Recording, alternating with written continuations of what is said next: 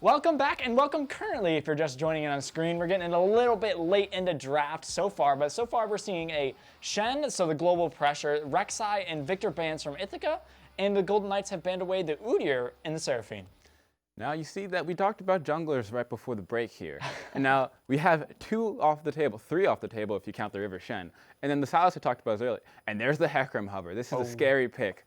Both sides love this pick, and Ithaca will get it. So and I am a big fan. I am a yes. big fan of the Hecarim. I feel like these jungle changes did impact a lot of junglers, a lot of the hard farming junglers, but I don't think it impacted Hecarim just because how much he wants to be in lane, how much he just wants to be in your face, spamming his scythe around. But it is traded over with the Kaisa, which we didn't think would get through, which it did, and the Alley. Now it's surprising. I told you that Golden Knights weren't going to let Ithaca have the Kaisa. I was thinking they'd ban it, but they took it for themselves, which may be scarier, actually. Now let's think about it. SR Gun and stats, they're in the bot lane. They have the strongest stats of any bot lane duo thus far. So, and that's a Rel? That's a Rel pick. Ooh, so spicy all over the board. Okay, so what we're seeing so far, especially with the Sivir locked in, is we're seeing a ton of hard engage from both teams, honestly, followed up with consistent backline damage that does have some mobility. So we're going to be seeing, like, at least so far, as we only have half the draft, we're going to be seeing a lot of kills and a lot of heavy team fight.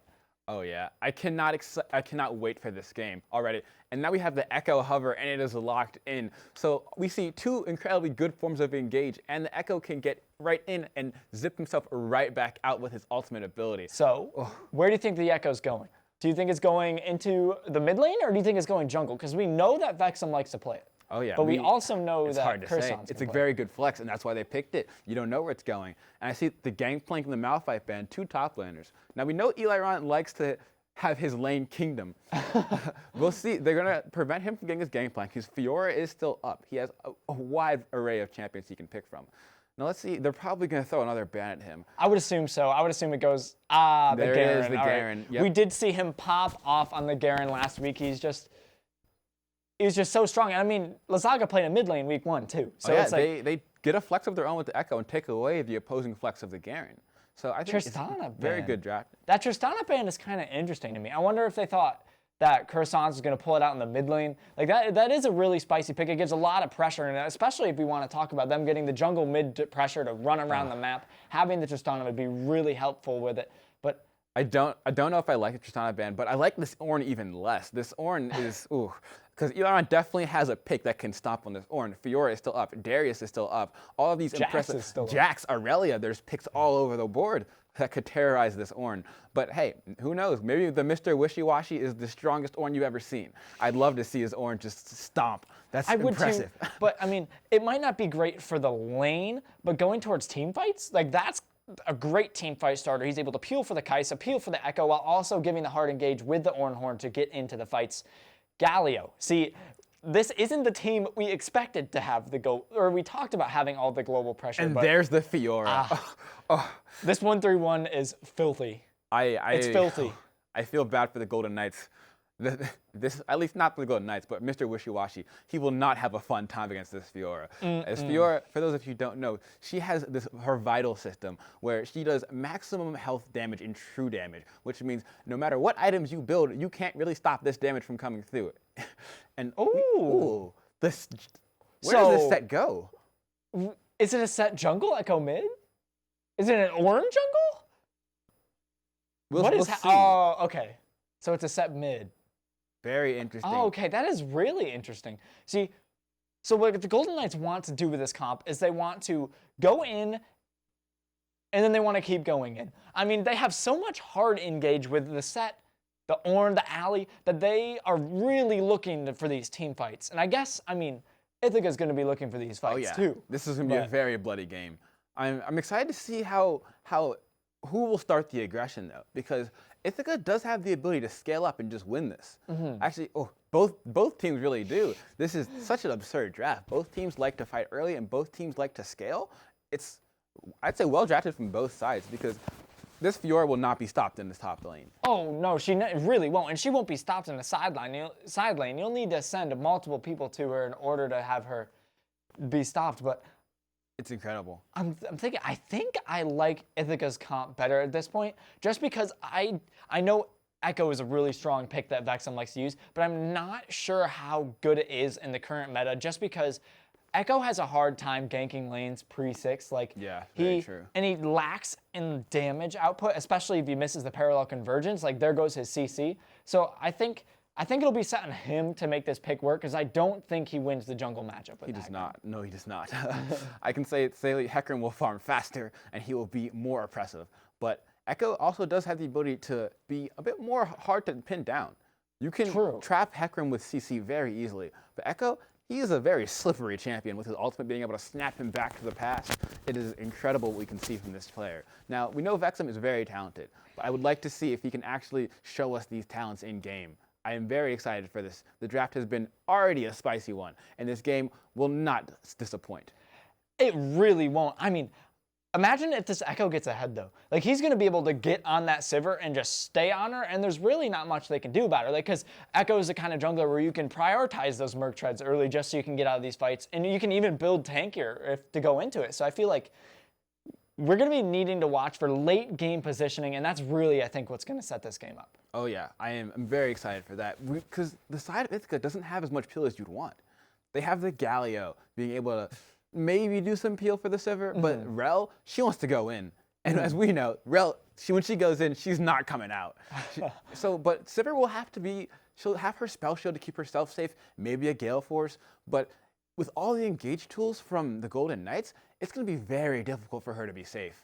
Yeah, I really agree with that, especially when you have Kai'Sa's ultimate that could launch her right into you. You have the Set ultimate, which could put him right on top of the Sivir.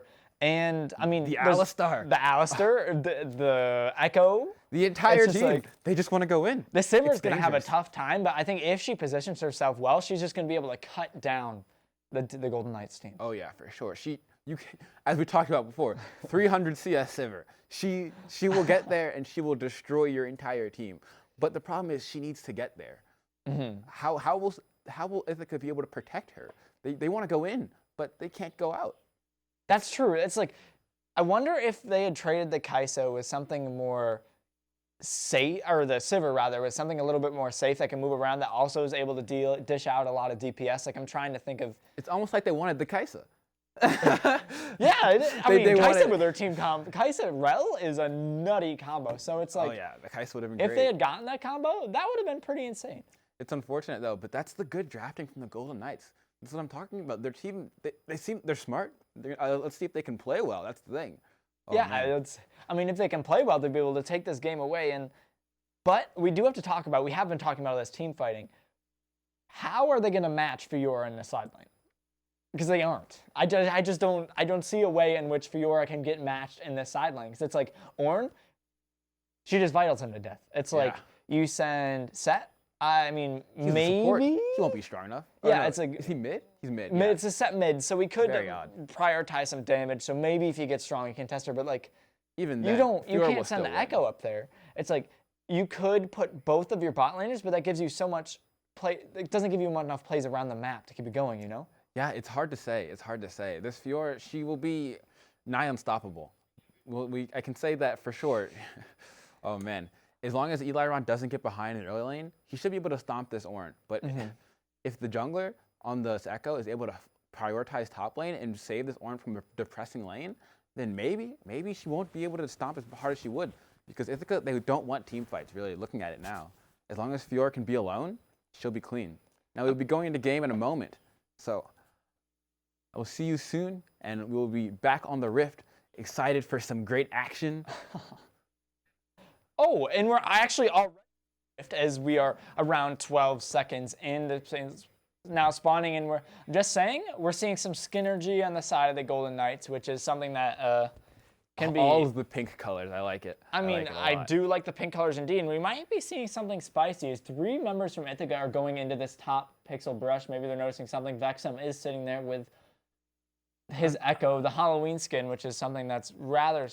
I don't know. I'm a bit confused why the Rel is in the back. You would want the Rel to engage. I'm thinking the Rel is back so she can engage with her W, and I don't know. Ooh, there's so much tension here. In one moment, looking in for a little bit of an invade. The Echo will get his back up, but they do get the ward. So get that the is a ward. lot of extra XP over to Eli Ron. He will get that level 2 quicker. For those of you who see that one CS next to the Fiora, she's 1 CS up. That's the beginning of her stolen lane. She The may beginning stop of it the now. end. Fiora is already scaled. The game is over. Let's just go next. Just If only it kidding. was that simple. Yeah, if only. But But looking at runes here, we see that things are a bit standard. We see the Conqueror for Fiora. We see the Phase Rush for the Hecarim. Nothing out of the ordinary here. Now, I do have to say, I feel like the Conqueror would have been so much better in Hecarim this game. I understand he's not wanting to be the main damage dealer, but at the same point, you're going into, what, 2 tanks and 2 bruisers. It's like, why you don't really need Phase Rush to get on that back line, because you're probably not going to get on this back line, because you're going to want to be playing front to back. So I really feel like Conqueror would have been a little bit better, just so we could have the little bit more of extended fight presence. Yeah, but very interesting. We talked about this set being able to go in practically every single lane. Now, you see him in the mid lane. He was trading very heavily with Galio. Garfield's Laga, I don't think he'll have a very good time, because he would like to go in and be able to burst him down, but Set, he has that Haymaker where he gets a massive shield, and it's going to be very difficult for the mid lane. I'd like to keep my eyes on this. As you see now, Oh man, This Lizaga trading- is taken very, very low. very, He will very proc his low. Aftershock to get to safety. And for those of you who don't know, just as far as runes are these little pieces of power that you can put on your champions before in-game, that each keystone, so it's keystones of what I've been talking about so far, it gives each champion a specific power-up. Let's say for the Conqueror that we were talking about before, that gives you after 10 procs, so it's like you hit 10 auto attacks or 5 abilities. It will give you it'll give you bonus lifesteal, which is like health regain based on attacking champions. And it'll give you a little bit of extended contact, but we are seeing a gank in the mid lane. Set being forced to blow his flash. He does use his Haymaker to get low, and Echo coming in and will Oh grab my the first goodness. blood onto Lizaga, and there goes the second kill, and great counter gank this is what by we're the Golden talking about. Knights. Vexen, It is. he's a very strong jungler. He knew where to be and when to be. Despite the fact that IC engaged there, they were punished heavily. It's hard to say that Sandbag had a very good gank angle, but it didn't end well. It didn't end well at all, and they might even be able to counter jungle a little bit. Like, Vexen could maybe, he doesn't look like he's good, but it's like, the Hecarim only had 3 camps. So it's like, he must have been sitting there for a bit. I wonder if he was on a ward. We don't have a great angle of the minimap, so I couldn't necessarily see it. But regardless, that is huge. This is getting, like, what we talked about. The Echo, it's a little bit weak early, but it's getting him closer to that power spike, closer to being super, super strong. Very true, very true. And we said that they like to prioritize their jungler and their mid lane. Now, we have an engage in the from bot the alley lane. He is level 2 onto Man Walrus, and CF Carter, who is still only level 1. As also we are seeing fighting in the top lane. Hecarim has come up for the gank. Ornn does have to blow his flash, but the Hecarim Very good knocks him in the flash. wrong direction. Very, very good flash, and he will be getting away. Oh, man. This is already turning to be very exciting. We have 2 kills for St. Rose, and Ithaca is down about 1k gold. I see, we're going to need to be a little bit tighter on the play here. The gank was very good in theory, but they didn't have a good enough vision to know where the Echo was. And now we're going to be looking in the mid lane. Echo is here again. Now And the he's stun. on to stunning up the Galio with a parallel convergence, who does not have his flash to get away. He tries to get out, Set will flash, but Galio gets away. The Aftershock, one of the runes, and I mean, I'll give you a little bit of tidbit of information on the rune. The Aftershock rune gives you, after landing a CC ability or a crowd control ability, it'll give you a little bit more defensive stats and will help you to survive, which actually is what saved him. And now he is TPing back, and his Hecarim has joined the fray. The Set will get E'd back in. I believe he does have a Haymaker, which he just uses. Echo is here, but it is a little bit too late as Coruscant's will fall to Lizaga. Very well played, very well played. As we see that Garfield's Laga was falling down about 15 CS, I believe. And it's good to see that Sandbag said, I may have failed my gank once, but I'm here again to save you. I got you. As I said, his presence will always be felt. He flashes the sad emote. Sad kitty, fool me once, shame on you, but fool me twice, it won't happen because I'm playing Hecarim. But I do want to bring this up why we have a little bit of lull in action right now. We did talk about dragons a little bit, but we didn't really explain them very much. So these dragons there are neutral objectives that will be spawning every 5 minutes, and each dragon has their own little buff. For Ocean Drakes, which is the Drake that is spawned right now, if you see the little icon in the top left corner, it gives you a little bit of extra health regen and mana regen. The Cloud Drake, which is arguably one of the weakest souls, will give you a It'll give you, the map will give you movement speed, and the dragon itself will give you a little bit of cooldown reduction. The Mountain Soul will give you passive armor and magic resist, so it's really good defensive stats. And the Infernal Soul will give you damage. We quickly have a replay here, and we see that this very good teleport coming from Galio right at the perfect time. And you see the Haymaker was dodged very well, and just a very clean kill overall. Nothing fancy, just, coordination between the two teammates here. Very, very good coordination. And, I mean, we're seeing a lot of mid pressure. That's where this game has been mostly based around. We haven't seen much in these side lanes. I mean, the Sivir is down 15 CS, which is pretty crazy at this point, saying she does have so much wave clear. But one thing is, they may be down in the bot lane, but Ithaca is ahead in the top lane. As we said, Fiora... we see something fancy? No. Just clearing vision. Walrus did miss his E onto the alley, so nothing too big will come out of it, although Hecarim is around, and Echo is not. Oh, man. As we talked about before, though, this Fiora, she will be stomping in this top lane. As you see some trading, she is too mobile for this Ornn. We are trading all across the map. Engaged from the alley onto the Rel. Hecarim is now here to save him. Alley will blow his flashes. Hecarim will ult in. It does look like it will be a dead cow as he bonks the Hecarim and will be taken very low and eventually killed. And they will run away to the Poro emote from Sandbag. And that's a great kill going over to the horse. Oh, man. As we said again, Sandbag, a great player here. He's starting the Sheen. So that's looking like a Triforce to me. Oh, man. I honestly think, I know Triforce is good, but into 3 tanks, Sunder. It's a Sunder move. The tank shred with the Sunder, I feel like will be so valuable. And I'm assuming we'll see. We have a quick replay of the gank down in the bot lane. It'll be coming in 1 second. Here we go. The engage from stats, he was a bit preemptive not having the vision of the Hecarim here. And then he sacrifices himself to let his ADC get away. But you don't want to sacrifice and give Sandbag more agency across this game as he ponies away. And we come right back into more action. Her ultimate on the Ornn, who will just use his E to get to safety. He is taken very low, though, and he is down almost twice as amount of his CS. And the Golden Knights did pick up this Ocean Drake. We have the Cloud Drake now spawning next in 5 minutes. Set might be a little bit picked off, though, as Galio is joining the fight. Walrus is around, as well as Eli Ronan. There goes the Galio. Ooh, very good flash across the wall. Gets out of there with a sliver of HP. That's got to make Galio a little bit sad. He wanted that kill. He flashes the thumbs up, but he is not giving a thumbs up to his teammates. He said, I wanted that. I mean, very true. He's down 20 CS. I mean, the kill makes up for some of the gold, but, not really is Set as a kill of his own. But, if he would have gotten that kill, it would have been a bit closer. And now Set's just farming away in the mid lane. They let him come back safely. I'm very surprised. Some could say this is a bit overzealous of Horizons, but he does what he wants. There's no one around to stop him either, so he can just do it with no avails. And because the Alistar had roamed away, it's Kaisa is now shoved underneath her tower. And I mean, she's still up 20 CS, but Ithaca is able to pick up at least 1 plate down in the bot lane, which is very important. Very true, very true.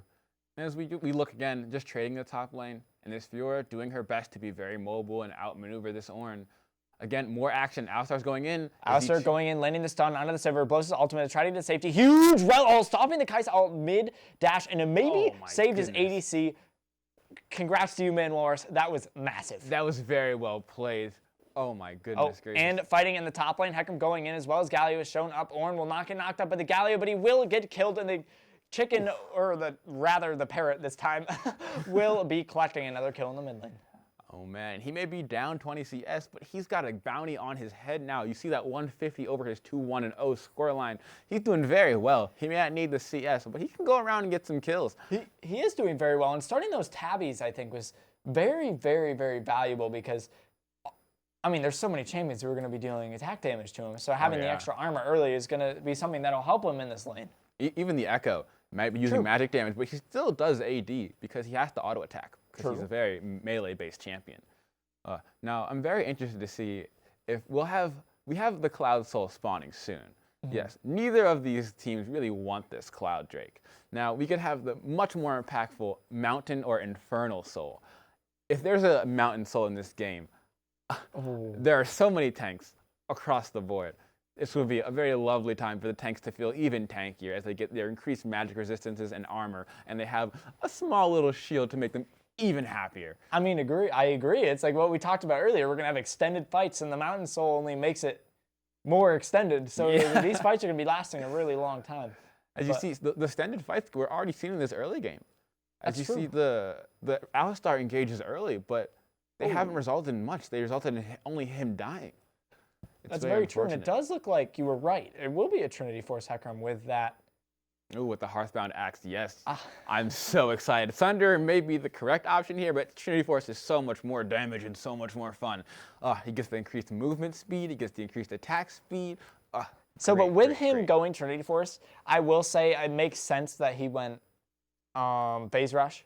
Because Phase Rush will give you extra movement speed after using 3 auto attacks or abilities. So it does make sense that because he's going that, he will be going the no more damage. So he wants to sit on Kaisa. That's like, he's not a frontline horse. He is a as I talked about, he's a scary horse. He's not afraid to pull it out and deal all the damage, that's for sure. We said that Vexen will be a bit more of a damage-oriented one, but... Echo in the mid lane on the Galio. 3 members have actually roamed in. His ally is now joined, and this Galio is just so tame. Stopwatch. He doesn't take out the Echo. He does have the ultimate to survive this time, and that's the Ninja Tabbies. It's the Ninja Tabbies and the Armed Guard. As you saw, Galio, he briefly went invulnerable there. Hecarim might be able to pick up. Oh, no. Oh, man. And we will go into a quick replay of the gank in the mid lane to see exactly how he lives. Now, you see here, he isn't surely in danger, but right here is the stopwatch. It grants him brief invulnerability, and he's allowed to survive. 3 members wasted their time mid, and he walks away in his chicken outfit as happy as he could be. Do you want to talk about the Hecarim ult? We don't have to talk about that. That was a mistake, and things kind of went poorly. It was lag. I'm sure they were lagging. It didn't happen, but... Very unfortunate for Icy Sandbag. I'm face palming. You can't see me, but I'm still face palming over that Hecarim ult. Just a small mechanical error.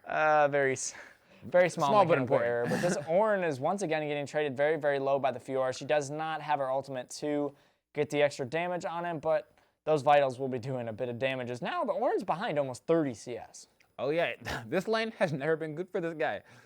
I don't know in a time that an Ornn would be happy to see a Fiora. But look at the bot lane. Wait, speaking of 30 CS, that's almost 50 CS in the bot lane. Oh, wow. That's actually huge. It's like the Kai'Sa's already finished her Kraken Slayer, and they're able to start up this dragon, and Ithaca can't really do much about it. No, you would hope they could at least trade for the Rift Herald, but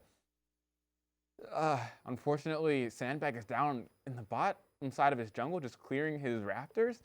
Things aren't looking great. And we see the Infernal Soul, so we will not have the mountain map with the shields. Instead, we'll have more damage. One-shot horse. This is, as you say, great for this scary horse. It's great for both teams even, because the set went Stridebreaker. He didn't go for the tankier build, so it's like, Set's going to be doing a lot. I mean, I don't know. It's like, the Infernal Dragons work really well with each of these teams just because they have so much HP to begin with. So having those tanks deal a little bit of extra damage will be really, really helpful. I mean, who doesn't want more damage? True. More damage is more fun. Exactly.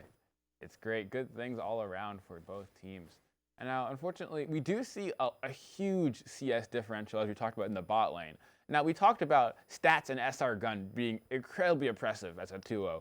And you see it play out here. If you can see on the bottom of our screen, he has a full completed item, while CF Card, he's just sitting on some bits and pieces. Eventually, now we have a quick pause. Unfortunately, we will talk to you in a moment about exactly what is going on, but in this pause, we can take some time to look at the importance of item builds. So for those of you who are unfamiliar with our item system in League of Legends, as you collect more gold, you can get more items. And now, in the new season, they've come up with these mythic items. Now, they've been very contentious. They have, some of them give you the ability to dash in extra time, that is Gale Force. Some of them give you increased healing in things of like the, Vamps? Yeah, Spell Vamp from the Divine Sunder or from the Gore Drinker. All sorts of items. We'll probably see that from our top lane Fiora. But these items, they're incredibly powerful. And as soon as you get one, things are looking good for you. And it's also important to talk about that these mythic items, each champion can only buy one of them. And just to go through it, the Kraken Slayer that we talked about, that's a mythic item. I mean, we'll see a Protobot out of Echo, that'll be a mythic item. Stridebreaker, that'll be a mythic item. So it's like most of these champions will be building them with their first item. Like sometimes I mean, the Galio might go Zhonya's first, which isn't a mythical item, just because we saw both the stopwatch. But it and has such a good payout, as you saw. True. When he got ganked and he was dove under the tower, he was able to say, "Hold on, give me 2 seconds." He said, "Wait, I want to be invulnerable for a little while." He said, "I don't want to die yet." And then they had to respect that. He literally just sat there and said, "All right, you can't hurt me," and they had to back off. I mean, exactly. It was definitely worth the 600 gold for the stopwatch, and I'm sure he'll continue to use it as it keeps going forward, or once he upgrades it, rather. But oh, yeah, for sure. And one important thing about this Galio is we don't often talk about Galio because some people don't like this champ. He's a little boring, a little too good. And, oh, we're actually back in game. Here we are. And he has completed the Zhonya's hourglass that we talked about. Perfect. So we'll see that every time that Galio's in danger, he will be clicking that Zhonya's hourglass saying, "Hold on, wait a minute again." And now this is so powerful because he's able to go into fights when he pleases and to get all of his CC down and able to knock up people and stun them and taunt them, do what he wants to. And then he can say, "I don't want to die yet. So wait, give me 2 seconds." You can put the game on pause and decide it itself. And just now that we're in game, I can kind of mention it. If you're looking at items, if you see the little gold border around the item, that means it's the mythic. So going through, but we are seeing a little bit of an engage in the bot lane. Man Morris does miss his W, and we're seeing actually fights all the way around the map as the Rift Herald's also going down. It does get collected by sandbags. They will be able to pick it up. Heckermelt coming through, missing it on the Echo, but landing on the Ornn, was taken very, very low. Herald has not been picked up, but the Ornn will fall to sandbag. Very well played from the side of Ithaca. They were able to rotate there. You see the hero's entrance coming in from Galio, and he didn't have to use a stopwatch that time because he came in late. But if he wanted to, I mean, you're all about putting the game on pause, I see, but all this armor, the set is just dealing no damage. It's broken. I don't know. Seeker's Arm Guard, I mean, it's upgraded at this point, but Seeker's Arm Guard, like, I don't think you can change my mind. It's just the most broken item in the game right now. It's 800 gold for so much armor. Echo is coming. Set is able to pull him in, flash, ulti him back in. Hold on. Oh. I don't think Lazaga survives this one. He uses his pause button, but alas, he will be taken down as... Very unfortunate. It is important to notice, though, Ithaca might get 2 towers for this. Oh, so we're going to go to a quick replay, despite the fact that we are in a fight. Actually, hold on. Let's see. The fight is going on. Kaisa will be blowing her abilities. CF card is ignited to take it very, very low, as we're also seeing a fight in the top lane. Hecarim has not fallen, but it looks like the Fiora will, and that is the only death that has come of this fight, or both of the fights that were traded across the map. The fights don't stop. They keep on But they don't coming. stop. Echo is now coming. The spell shield is there, and so it will get procced by the Echo, and he will be taken down from the flash. And Kaisa, so low. Very unfortunate. Not what we want to see. Oh, man. So now we look at the score. It is 5 kills to 4, and there seems to be, the gold is rather even, surprisingly. Now, this bot lane, as we talked about, not going the way that Ithaca would like it to. You see, Sivir's down about 30 CS. She has finally got her Kraken Slayer, but she didn't have it for that last fight, implying that the side of St. Rose, they're able to just take advantage of her at her weaker state. She's just significantly behind here. It's unfortunate. We can hope that she'll be able to scale up and be able to contest the rest of the team, but we will see. Eyes will be on the Sivir as the late game team fights come. But fortunate enough, though, we can note that the Kaisa did not get kill participation for that last fight, so she's not getting the bonus gold that she would have gotten. So oh, very true, very true. The 30 CS means less than that, because the Sivir has the assist. Oh yeah, it's so very true. It's a little bit less than that at this point.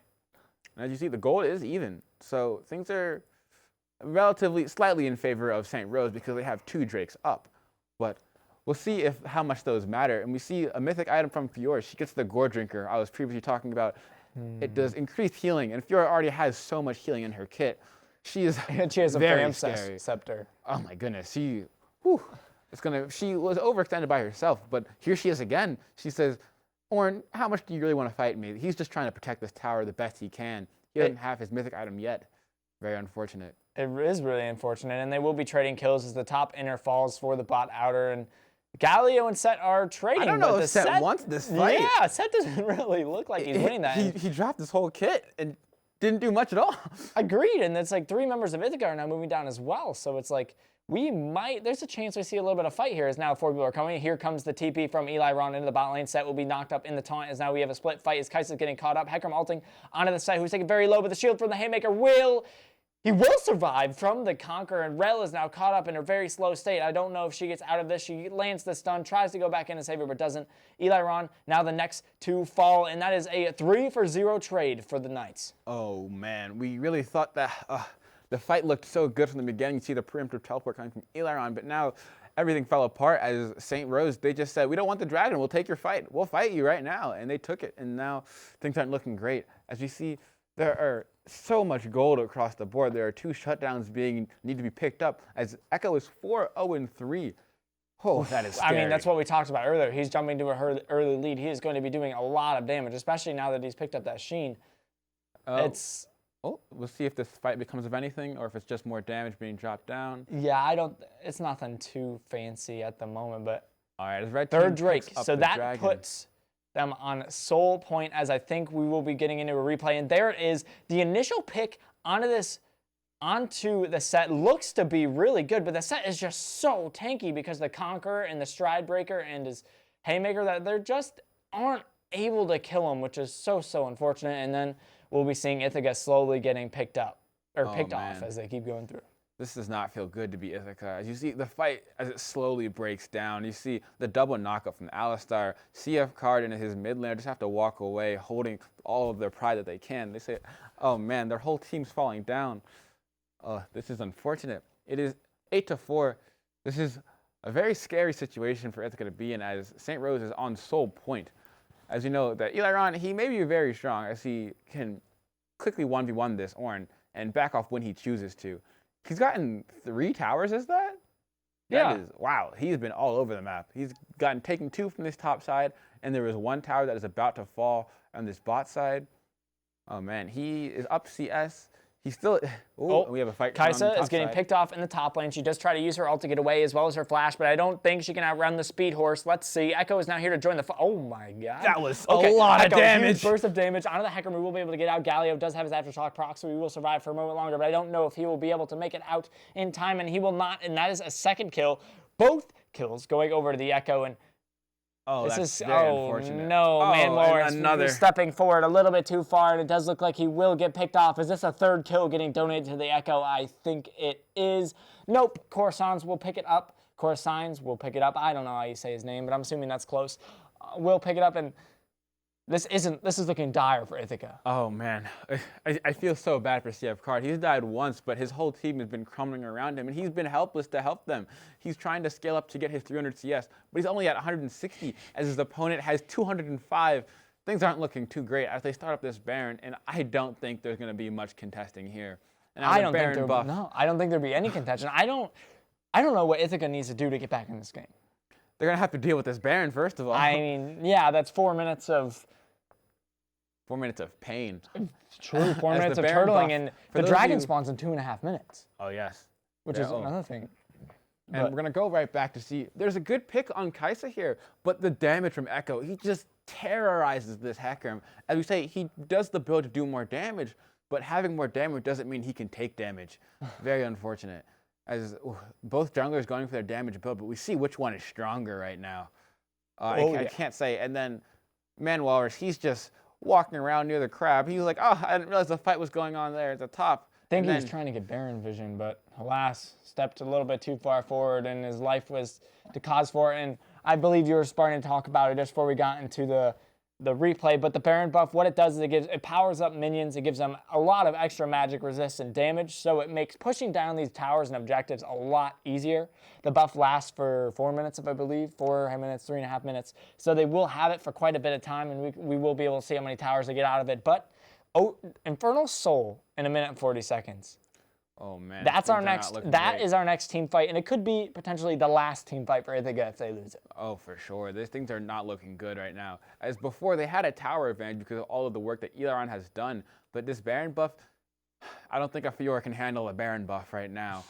It's a little unfortunate. You see that they're making a siege onto these turrets, and Lazaka doing his best. He's been winning these trades before, but now with Baron, not so much. His set is 3-1-5. He says, I'm not going to be bullied anymore by this chicken. I'm tired. I'm going to fight you back. And he finishes Bork, so he's going to have even more. Oh, he's going to be tearing him apart. Oh, man. Things are not looking good for the side of Ithaca. As Galio still has yet to complete his mythic item. He went for the early stopwatch. I was a big fan of the pause, but unfortunately, when you're on pause, you can't deal damage. So he's just doing the best he can. As you see, he's trying to fight the set in the top lane, but set will slowly get the turret. And we see that the side of SR actually is backing off now. Looking to get a final recall in before the dragon spawns in 30 seconds, which could be very big. We're seeing, I think it's just the Hecarim with the elixir right now, which gives them extra health and a little bit of extra resistances. But this Drake could be a big contention point. Set going in on Fiore, does pop very good riposte. Very, very good riposte. And dodges the Seeker's Prey. You know, I'm showing, despite the fact that I'm down, I still got the skills to dodge around and handle you guys. But he does, and those skills cannot stop them from taking this Drake. Here goes the Drake. It is now spawning and starting to get taken down. Ithaca is here to try to contest with it. I don't know what they're going to be able to do. I feel like all 10 members of the Rift are here. They are, but this Echo has a lead over the Hecarim, so I'm assuming he'll be up levels and he will be able to have more of a smite difference. And Ithaca doesn't have very much pressure around the map, so if they lose this fight, this could be the game. Drake now taken to just below 3,000 HP. I don't know if anyone's contesting yet. Sandbag is there. There he goes. He does not get the smite down, although the Rel all of a sudden will come. Phase Rush. Okay, this is why I took Phase Rush, so he can run away, but he does not get away as Vex and picks up the kill and goes godlike. Oh, man, things are not looking good. 7-0-4 for this Echo. He is a scary man. Oh, man. I can't say that there's a very good way for Ithaca to come back here. I think it is looking very, very dire. And I mean, this is terminology that I love to use. It's not Ithaca's game to win, it's the Golden Knights' game to lose. And I don't think there's much they can do to lose it. Yeah, honestly, there is Hecarim who is down and a good engage. We have the Oran Horn being blown, and he knocks up just the chicken. And now they will just take the inhibitor and they'll back away, being very controlled. I mean, they did just lose their Baron buff, so they will be able to start getting that back. But it looks like Ithaca might be looking for a fight. Ali getting the knock-up onto Eli Ron. Not too much has come of it so far, but they engage from the Galio. Set with a counter-engage on the 3 members, forcing CF cards. Flash is Set taken very, very low, and a will of, oh my god, will he die? I don't even know. Jesus Christ, he is so healthy, but he does get out, whereas 3 members of Ithaca will fall, or 3 members of Ithaca will be left, rather, and there goes the horse. Oh, does he go? Never mind. He's just too fast. He is able to run away. And overall, not a terrible trade for Ithaca, but because they lost their Sivir, the Golden Knights might just be able to push it in. Oh, man. I think that was a very risky team fight for Ithaca, but they're making it work. Will Lazaga survive this fight? Ooh, he does. The Golden Knights, they're not too overzealous and going to they're being very smart. They're being very, very smart in how they're playing this. They're not going overextending a little bit, even though they probably could win fights. They're just backing off, doing the safe thing. They're going to get resets off. They'll be able to get items. I'm assuming Kaisa will be able to be relatively close to her 3rd item. Oh, yes. And one very unique thing about the Ornn pick in the top lane is though he may have lost his lane, he was very, very useful because he can upgrade his teammates' items. As you can see, the Echo has got his rocket belt upgraded, and now he'll be doing even more damage. It is very scary. He'll be soon be able to upgrade the Kraken Slayer from the Kaisa and the Stridebreaker from the Set, and once those upgrades come through, you can't say that Ithaca's going to have much of a chance. These boosted items are like, it's pretty much free gold. We have a good team fight rolling back here, and we see the chicken get knocked up. Replay. Ithaca is doing a lot of chasing here. It's not something that you normally see. I mean, maybe they think they win it. They did pop the Sivir ultimate to move quickly, and I mean, I guess they have a lot of chase power with all the CC that they have, but they just don't have enough gold to win the fight. And as we'll see, the Set just doesn't die. I can't tell you why he doesn't die, but he just doesn't. Wow, that was a very amazing wombo in the back line. But they just don't have the damage to back it up because the Sivir was already dead. I can't talk, excuse me, but it's as we spoke about in the beginning that they have the power to go in, but they can't protect their Sivir. It's very unfortunate. Oh man, what will Ithaca do about this Baron? We see Stats just getting some vision as the rest of his team takes off the Baron. Ooh, I don't feel too great about the side of Ithaca right now. They can't even contest it. That would be another Baron for the side of the Golden Knights. I mean, maybe if they can survive long enough, they could look for the Elder Drake win condition. Which, for those of you who don't know, after you get the soul and a powerful Drake called the Elder Drake will spawn, and it will give you extra damage as well as an execute when you bring enemies to low health. What is it, 13%? Yes, the 13% threshold when the Elder Drake will execute an enemy. But we are not having an Elder Drake at the moment. We see a very controlled push, just relying on that cannon minion. As you see the minion in the very back of the line, he is slowly wailing down, and really, the whole team is just getting there's this little fine line. And, Oh we my have an goodness, engage Echo from doing so Eleron. much damage. Fiora is able to take him so low. He will use the ultimate to get in, and now Ali is in the fray. I think Hecarim is in the back line, but we can't really see him. Huge route all the 3 members, but I don't know if Ithaca has the damage to back it up. Echo is out of the fight. He is taken very low. He is not getting ignited, so I'm not sure he will be able to make it, but the Rel will be the first person to fall on Ithaca, followed by the Sivir. Echo will fall for the shutdown, but I'm not sure it matters. There goes Galio. Ithaca's left with 2 members left, 2 Nexus towers in a Nexus, and I don't think they are going to be able to save it. First tower will fall. There goes the second one. Nexus getting taken very low. Fiora tries to save it, but will not do it. Here goes the Nexus, and there goes game 1 to the Golden Knights. Oh man, very unfortunate for the side of Ithaca. As you see, they were playing those last fights very, very well. They just didn't have the gold. At that point, the Golden Knights, they weren't outplaying them. They were just saying, I have money. Let me slap you with it. They were just winning. It's very unfortunate. I mean, they really were. They won the game. I honestly think that first mid gank, getting the Echo, the kill and the assist, that really solidified the game for them because it's just, I mean, we talked about the Echo's going to be weak in the early game. That's when you got to take advantage of him. And quite the opposite happened where the Echo got an advantage. So he was just able to push ahead, and work towards getting as strong as he was. It's very unfortunate. When you have a scaling pick like the Echo get ahead so early, it's very hard because the point of the Echo, as you said, is you have to take advantage of this very questionable early game. But the tools from Ithaca, they weren't able to do so. It's very unfortunate. As you see the way the game played out, they weren't able to win. I mean, it really was. So I'd like to see a little bit of a change in the Ithaca's team comp going through just because I'm not sure they had enough consistent damage. But we are going to take a quick break in between games, and we'll be back in just a moment. Stay tuned.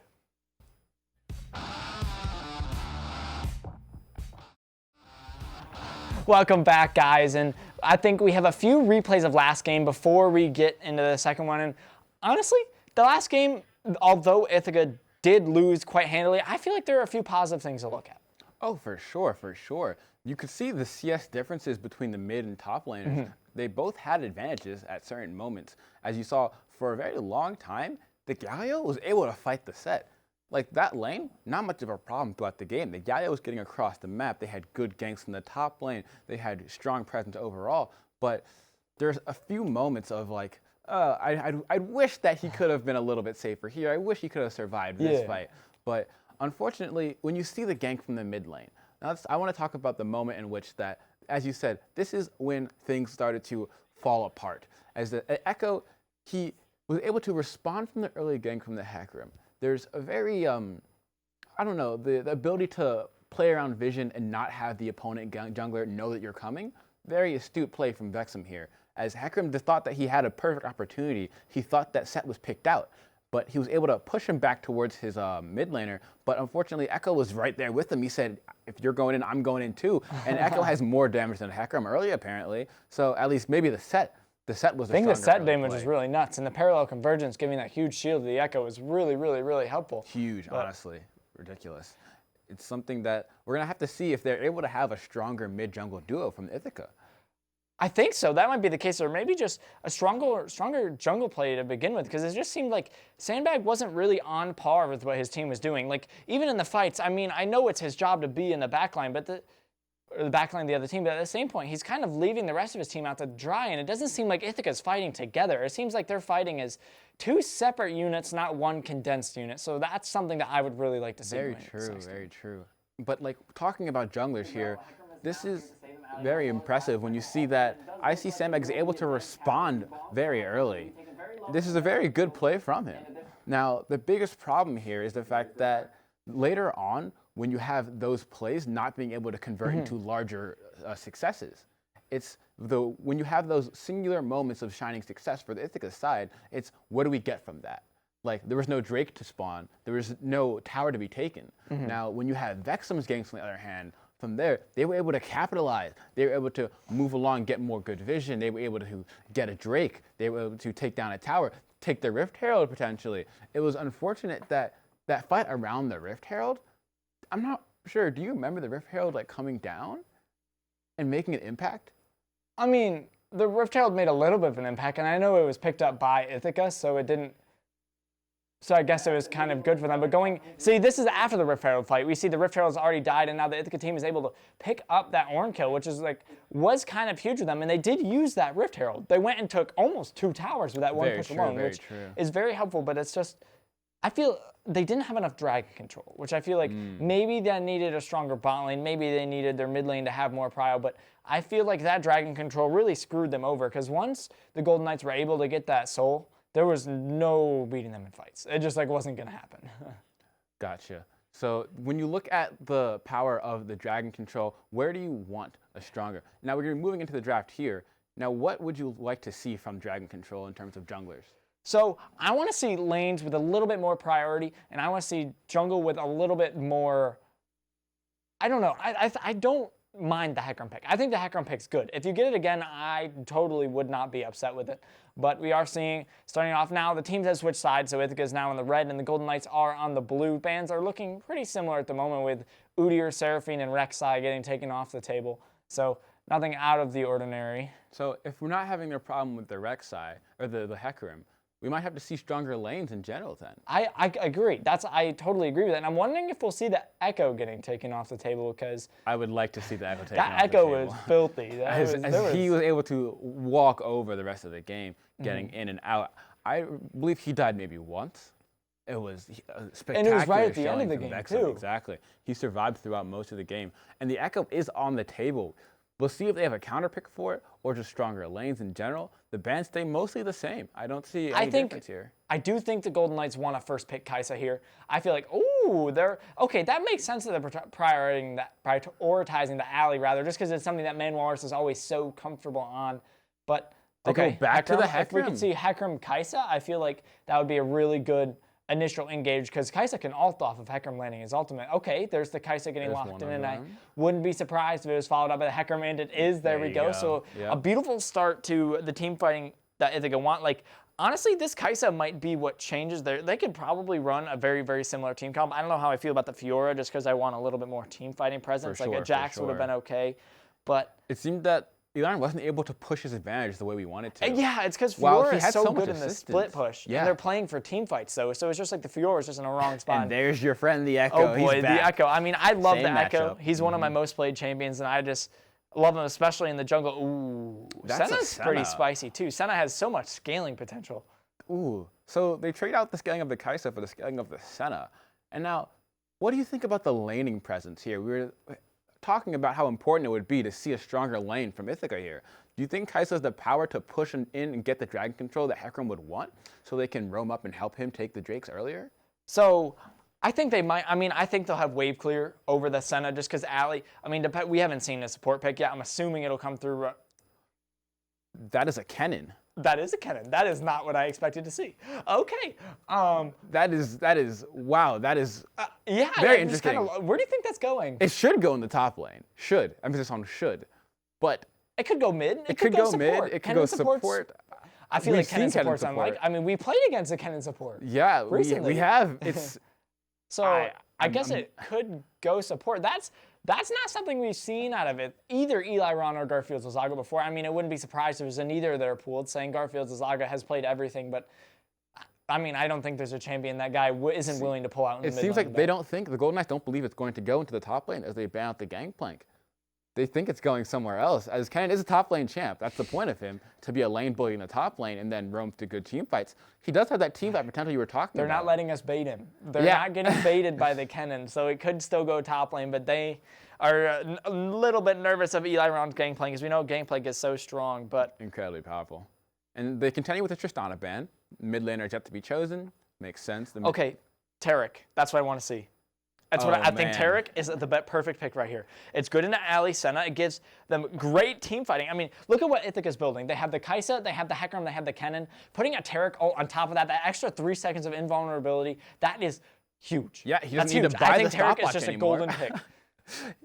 And a Lulu's not Lulu- bad. Okay, I'll be okay with a Lulu. Having that polymorph onto the members, onto the Echo that's diving in, yeah. I won't be upset with the Lulu. Like, I still think Tarek would have been better, but Lulu is still a very, very good pick. Being able to buff up one of our allies while also using her polymorph that disables a champion for a few seconds, that could be massive, especially if the Echo gets ahead. And looking at the laning presence of Lulu and Kai'Sa, that's a rather annoying lane with all of the poke damage coming Yeah, Ali's through. not going to be able to do anything. Ali won't be able to step up. His combos will be strong, but it'll probably be chunked out. We'll see. And we see the Ornn coming back again. He likes his safe laner. He didn't lose too hard last time against the Fiora, so he says, I'll try my hand against this possibly Kennen. I think the Kennen can still be a flex pick. I mean, Oh yeah, that's why I they could have still it. consider Lulu to be a flex pick at this point. Like, it's probably not, but it could be. And there's a team fighting ultimate that you love to see with the Orianna having that ball. She can set it on the Echo, she can set it on the Alley, she can even set it on the Ornn and just get those huge combos. And oh, Gnar, I have the little As you buddy in front said. of me. And that's, Ithaca has a lot of damage. They have a lot of damage. It's what we talked about. We wanted to see more damage sources from them, and they have it. I mean, they have all the damage sources in the world. They could have Gnar be their carry. They could have Hecarim. They could have Kennen in it. They have team fight power. They do. So much. I'd love to see the Gnar throw them to the wall. The Kennen follow up with the AoE stun, and then the Hecarim be able to just cleave through the entire team. That's a wombo combo right man. there, and one that I think we will see as we go through it. It's just, how do you think the Kennen into Ori lane is? That's not something I've really seen before. As a person who plays Kennen in the top lane, when I see another ranged champion, I get kind of sad because the whole point of picking the Kennen is to have the range over the opponent. But Orianna, also a very safe champion. So I feel like there won't be too much action there in the mid lane. We might see some impressive ganks from Vexum or Sandbag, but I wouldn't like to see either jungler gank the mid lane because they're both incredibly safe. So you're thinking, where do you think these junglers will prioritize now that you don't think the mid lane will be their main point of contention? Thinking about it, I'd like to see them move towards the bot lane. I'm agreeing with you. The bot lane. Looking at it, SR Gun had a very free laning last time. He was able to do what he wanted to. He had, I'm not sure how many kills, but he had more He only had like 1 kill. But he had so many assists, and he was up like 50 CS. I would like to see more pressure down there too. Very true. He also had a good lane. Kaisa into Sivir is a pretty good lane. It allows Kaisa to do a lot, like as far as farming goes, and even with the Alley, it's like Sivir can't walk up. She can spell shield the pulverize, but she can't pulverize both the headbutt and that. So it makes it very, very unusual for that to happen. But looking at things now, though, the Lulu, I'm a very big fan of it. I'd like to see the polymorph come down on members trying to get in on the Kaisa. Things are a little bit dangerous, but the matchup won't be too scary for them. The Lulu has all of the shields, it has the polymorph, it has the ultimate to make an enemy larger, so it's got all sorts of tools. They do indeed, and I mean, like last game we talked about, they have so much hard engage with CC. They have a lot of hard engage too, like at the combo you talked about, especially with Ithaca. The Gnar and Kennen and Hecarim, that can set up for deadly combos that are going to deal a ton of damage, and like the same goes for Golden Knights though. The Alistar pulverized headbutt with the Orianna ultimate, that could be crazy if he lands a big knockup. Like that could be nuts in those mid to late game team fights. And these team fights are going to be exciting. And we saw, I think there are teleports on 4 members of the game.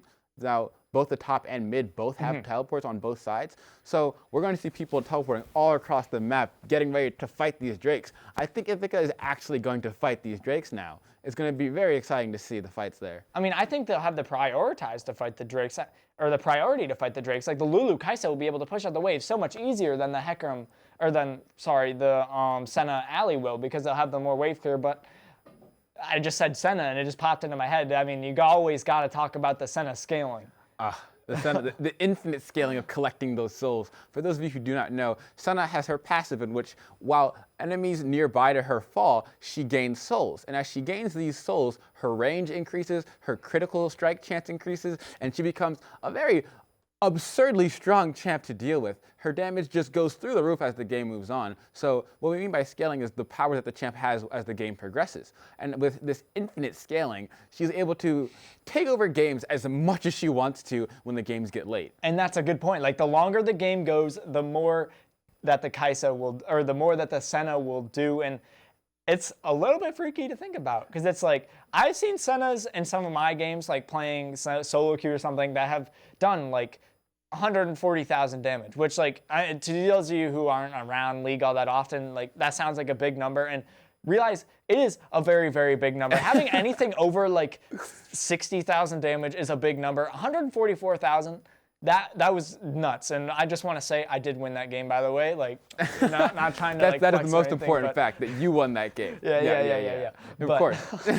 But of course, in this Senna, we're hoping that to see a longer series, that how will they be able to take down the Senna? As we know, the Senna is an incredibly scary pick throughout the game. What do you want to see from it? I mean, the Senna doesn't have much mobility. And when you think about the Gnar able to jump in, the Kennen able to get through the backline with his ultimate, the Hecarim, the Hecarim sat on the Kaisa really well last game. I feel like Ithaca does have the tools to get on this Kaisa and or get on the Senna. I'm sorry, I keep messing up their names. But they do have the tools to get on the Senna and make sure that she can't get away. Oh, for sure. The amount of CC coming out from Ithaca, this Senna will have a very tough time. She's going to have to skirt throughout the map very carefully. And normally, they build Kraken Slayer. So that means that they're not going to have the mobility from Gale Force. And having an extra dash would help a lot. But when a Gnar is bouncing over the enemies and throwing you into walls, and there's a Kennen with a massive circle of stun around him, good luck. Do you think he'll be paying the QSS tax this game? Oh, I sure hope so. If he doesn't, that's going to be a very easy kill. I mean, he could have taken Cleanse. Cleanse isn't, it's usually you would want to take Cleanse, which is a summoner spell. For those of you who don't know, it activates any, it clears any debuff from you. So if you're ignited, if you're stunned, if you're silenced, it'll get rid of it. Or actually, not if you're silenced or suppressed. But it could be very helpful for something like the Hecarim or the Gnar Ultimate. Actually, probably not the Gnar Ultimate, but the Hecarim or the Kennen. I'm struggling. The Hecarim or the Gnar, not the Kennen. But, or in the Kennen too, all of them above. But that could be something that we could be seeing, not for necessarily the laning phase, but for the game in general. Oh, yes. And it seems that the game is currently paused, so we'll be here for a moment. Now, I'd like to bring one thing for this series. This game is incredibly important. For those of you, we're determining who is the 1 seed in terms of getting into playoffs. So now, this game has so much more impact. What do we want to see out of the teams so that we have this success for Ithaca? Because looking at getting into playoffs, as we talked about, we have a specific matchup that we are looking forward to, which is Ithaca versus Stockton, which is an incredibly important game for us. Now, we are wild to see that Ithaca gets there because this is a stepping stone to see if we can make it through playoffs and make it to the finals. Now, I mean, that is true, and it's not guaranteed that they would play Stockton, but they have to win first. And what do you think they need to do in order to win? I mean, because they need to get through this game and the next game. So what do you think, just focusing on this game right here, game 2, what do you think Ithaca needs to do to pull through the win? As I said, controlling their playstyles, choose when they want to go in. Mm-hmm. As they did last time, they had a very good comp. I had not too many complaints about their comp except for being able to go out. Mm-hmm. Now the time is, when do they go in? When do they want to engage? If they don't choose their moments correctly, they need good communication, good playing around vision. If they don't have these tools online, I'm going to be very worried for the side of Ithaca. I really am too, but we will see if they can pull it out in just a moment. We are going to take a quick break as they are in an extended pause, and we'll be right back with Game 2. Stay tuned.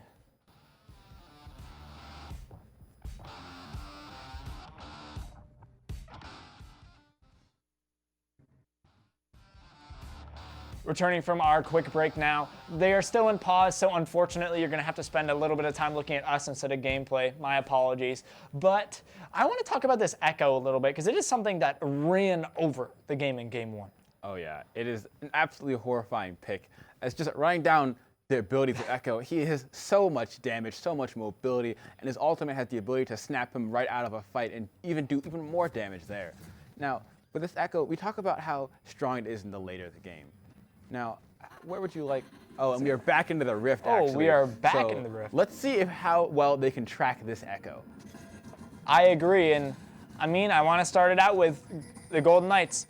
They don't have very much synergy this game, which is, I mean, maybe that's the reason they won Game 1, so that's something very, very important to look at. Normal starts going out from the units. Nothing too fancy. Senna isn't going to pick up this ward, so it's nothing too good. Looking at the way that we are seeing the teams play out here, we see that the Kennen is currently nearby the Echo. They see him backing on a ward. The Gnar is cheering. As we see Eli Ron giving us a little show, she does a little dancey dance. And now we see stats on his Alistar sitting in his bush. A very normal and very controlled start, as we wanted IC to have a very much more controlled approach to this game. So I like this start, not doing anything crazy level 1.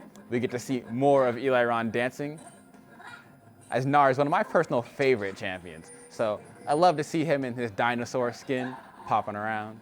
I mean, we're seeing a lot of BMing going around, and there's nothing too fancy to come out of it. No wards are getting taken out, so I guess Eli Ron won't be starting with this one XP start, but we're actually seeing, Hecarim's doing a solo clear right now, which is very interesting. I'm assuming he'll go Raptors red into blue, or maybe Wolves into blue. He might even be going for Almost a full clear as it goes, but Very interesting. I'd like to see that maybe he's just going to focus on farming this game.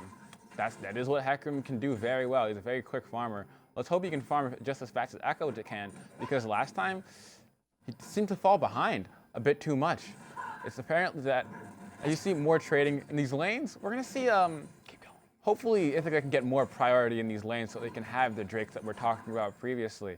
As Hecarim has now cleared his red buff and moving on to his Krugs, he's staying even with Echo. Just some standard juggling right now. yeah, Very we're safe seeing lanes. nothing too fancy.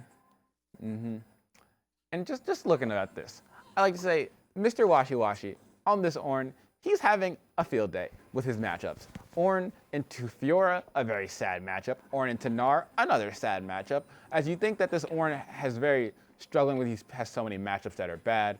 It's good to see that he's able to just, sustain through these matchups and get those items that I told you about previously, where he's able to help his teammates. And now we have a gank in the jungle. It looks not like even a Echo is gank. going to be taken out very early. He does have to blow his flash. He's down to 1 HP, and the red buff will secure it. That is first blood to the Hecarim. That is huge. Talking about tracking the Echo, you don't have to track him if you just kill him. True!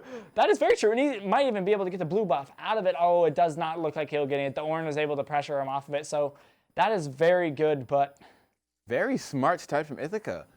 Exploiting the early game of the Echo. I'm a big fan. We talked about this. They said, you know what? We figured out how this guy plays Echo. We don't need to focus on getting him behind because we know how to take him out. Take him out of this game. He's not behind if he's not even in the game. Let's hope that this will continue this trend of Sandbag invading their jungle. It's as true, he and makes his presence known. Just walk on true, by. and looking at this first blood, we're seeing Hecarim go in. He procs a phase rush, which allows him to catch up to the Echo. He tries using the smite for the HP, but it does not save him, as Hecarim is just able to take him out. And I mean, as we've said multiple times, that is massive. This Echo is the reason that this game happened. This game, or the first game, blew up. So just seeing him getting put behind early, that is very good to see. It's amazing. It's amazing. And as you see, it was very important that Echo was still level 2. He didn't have the abilities to keep up with the level 3 Hecarim. Very interesting there. He didn't, and I mean, that's one of the things I've talked about before. The Echo doesn't have good early clear, good early power, so he just gets set behind so early. Looking at things now, we have a much more controlled game, but Ali going in, engaged. landing the double knockup. He will also land the stun onto the Kaisa, who gets rooted up as well, but not too much will come of it. Ali will take more HP, so I'd say Ithaca even won that trade. Oh yeah, the Lulu has a surprising amount of damage. And the shield she gets is massive. Oh yeah, being able to heal and provide damage, not a champ to be messed with there, you know? And, Definitely not, and I mean, she only gets stronger as the game keeps going forward, you know? Oh yeah, of course. Not a champ that falls off. I don't know if I agree with this, but after losing his life, Mr. Vexum decides to pick up a Dark Seal. For those of you who don't know, Dark Seal is an item that increases the amount of power you get by the amount of kills you get. So you lose stacks for dying, as he has a death already. So he's already not doing too great. But let's see if he's confident enough. You got to think about it, though. You have to gain stacks in order to lose stacks. That's true. That's true. You got to get up to get down.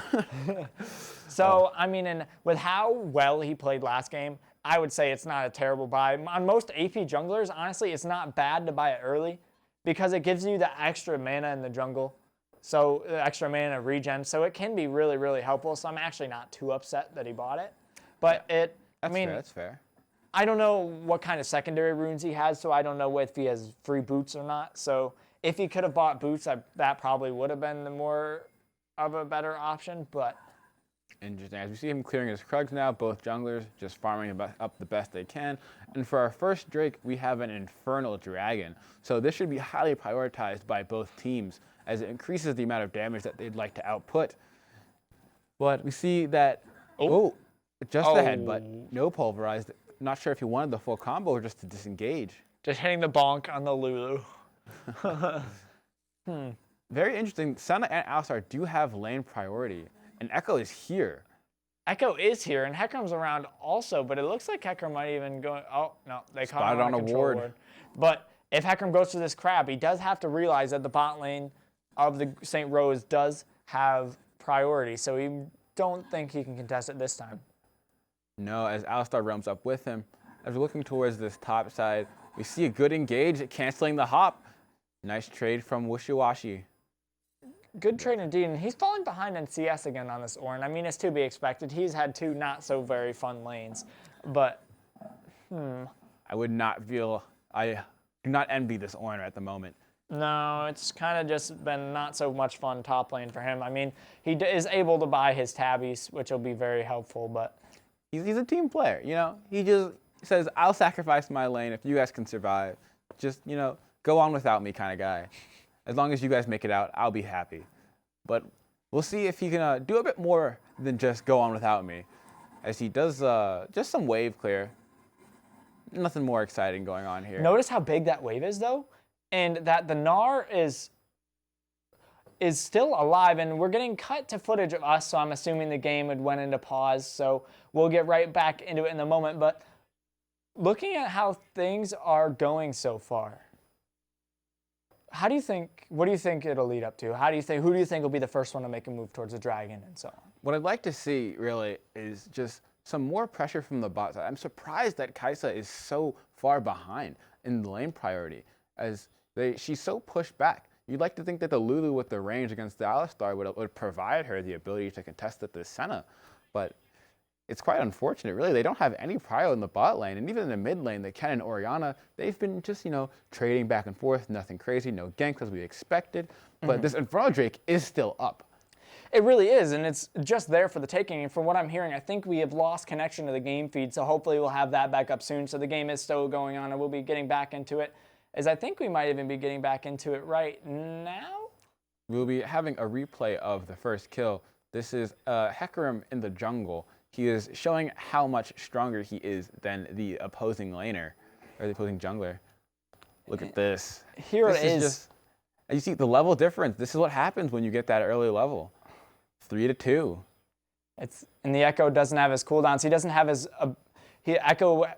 One of his abilities will give him mobility, and he doesn't have that ability X. He's only level 2, so that's really just really unfortunate for him to see. As you see the problem with the Echo pick early, we talked about it. He's maybe able to zip around the map later on, but here we are back into the game. Awesome, back in game, and Ithaca's picked up 3 kills. Amazing. It seems as if there has been a dragon fight, and Ithaca has secured the dragon. And that Hecarim is looking spicy. Izzy is 2 kills. Oh, we picked up another kill, and 1 for Ken and 1 for Kaisa. You're sharing the love. Kills all around. Seems the top laners were not involved, as they both still have their teleports up. It is unfortunate for them, but good for the teams of them. Eliron, he is just showing the Orin why he is the superior pick here. The knockup does not connect to the Gnar, unfortunately. He's up 22 CS, and he purchased an Iron Spike whip and a cull. I know, Eliron loves his cull. For those of you who don't know, the cull is the item with the ticking number by the side. For each time you kill a minion, it gives you extra gold. So he says, if I'm gonna win by a lot. Give me more money. That's all he wants. And true, that cull also means that he isn't going to be looking to fight as much. So, oops. I mean, Orin did miss a knockup onto his spear, and I really like that skin, by the way. Oh yeah, but, beautiful skins all around this game, except this Orianna. I want to know what had happened in that, because I'm assuming, I was wondering if there's a big alt combo. You gotta imagine the Kennen has the Sork shoes. Maybe. Yeah, maybe. But what I'm happy about right now is that Ithaca is doing what we talked about before. They're being more proactive in the early game. Flash headbutt pulverized by the Alistar, putting Lulu underneath the tower. Ultimate will just make it look like she didn't lose any HP. And Kaisa ultimate doing so much damage. And Senna, Alley, taken very low. Hecarim here underneath the tower, able to take down the Kaisa, now focusing onto the Alley. They may just push in the wave and wait for the dive a little bit longer. There goes the minions. Here comes the wave. Who will engage the dive? It will be the Hecarim. And there goes the cow. Have some hamburger, I see Sandbag says, and he will be picking up another assist. And this is looking very, very good for Ithaca.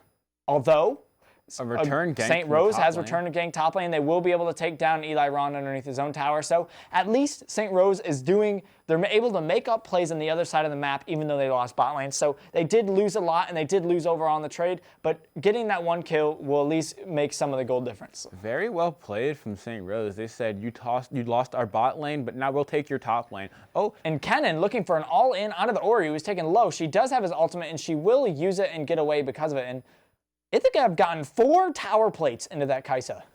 Oh man, last time CF Card was very behind. But he's like, I like this being ahead thing. He's got 2-0-2 with a bounty on his head. He has a noon quiver, and I'm assuming he'll be backing for a Kraken Slayer. Oh, yeah. Oh, man. for sure. For sure. I mean, 400 gold from those tower plates, that's... We have a quick replay coming in one moment of what happened in this bot lane in terms of how Kai'Sa got 2-0-2. And the Lulu looked like she was caught out, but the Kai'Sa, with her passive, just deals so much damage. It's absurd. And then you see Hecarim comes in to clean up the kill on the Senna.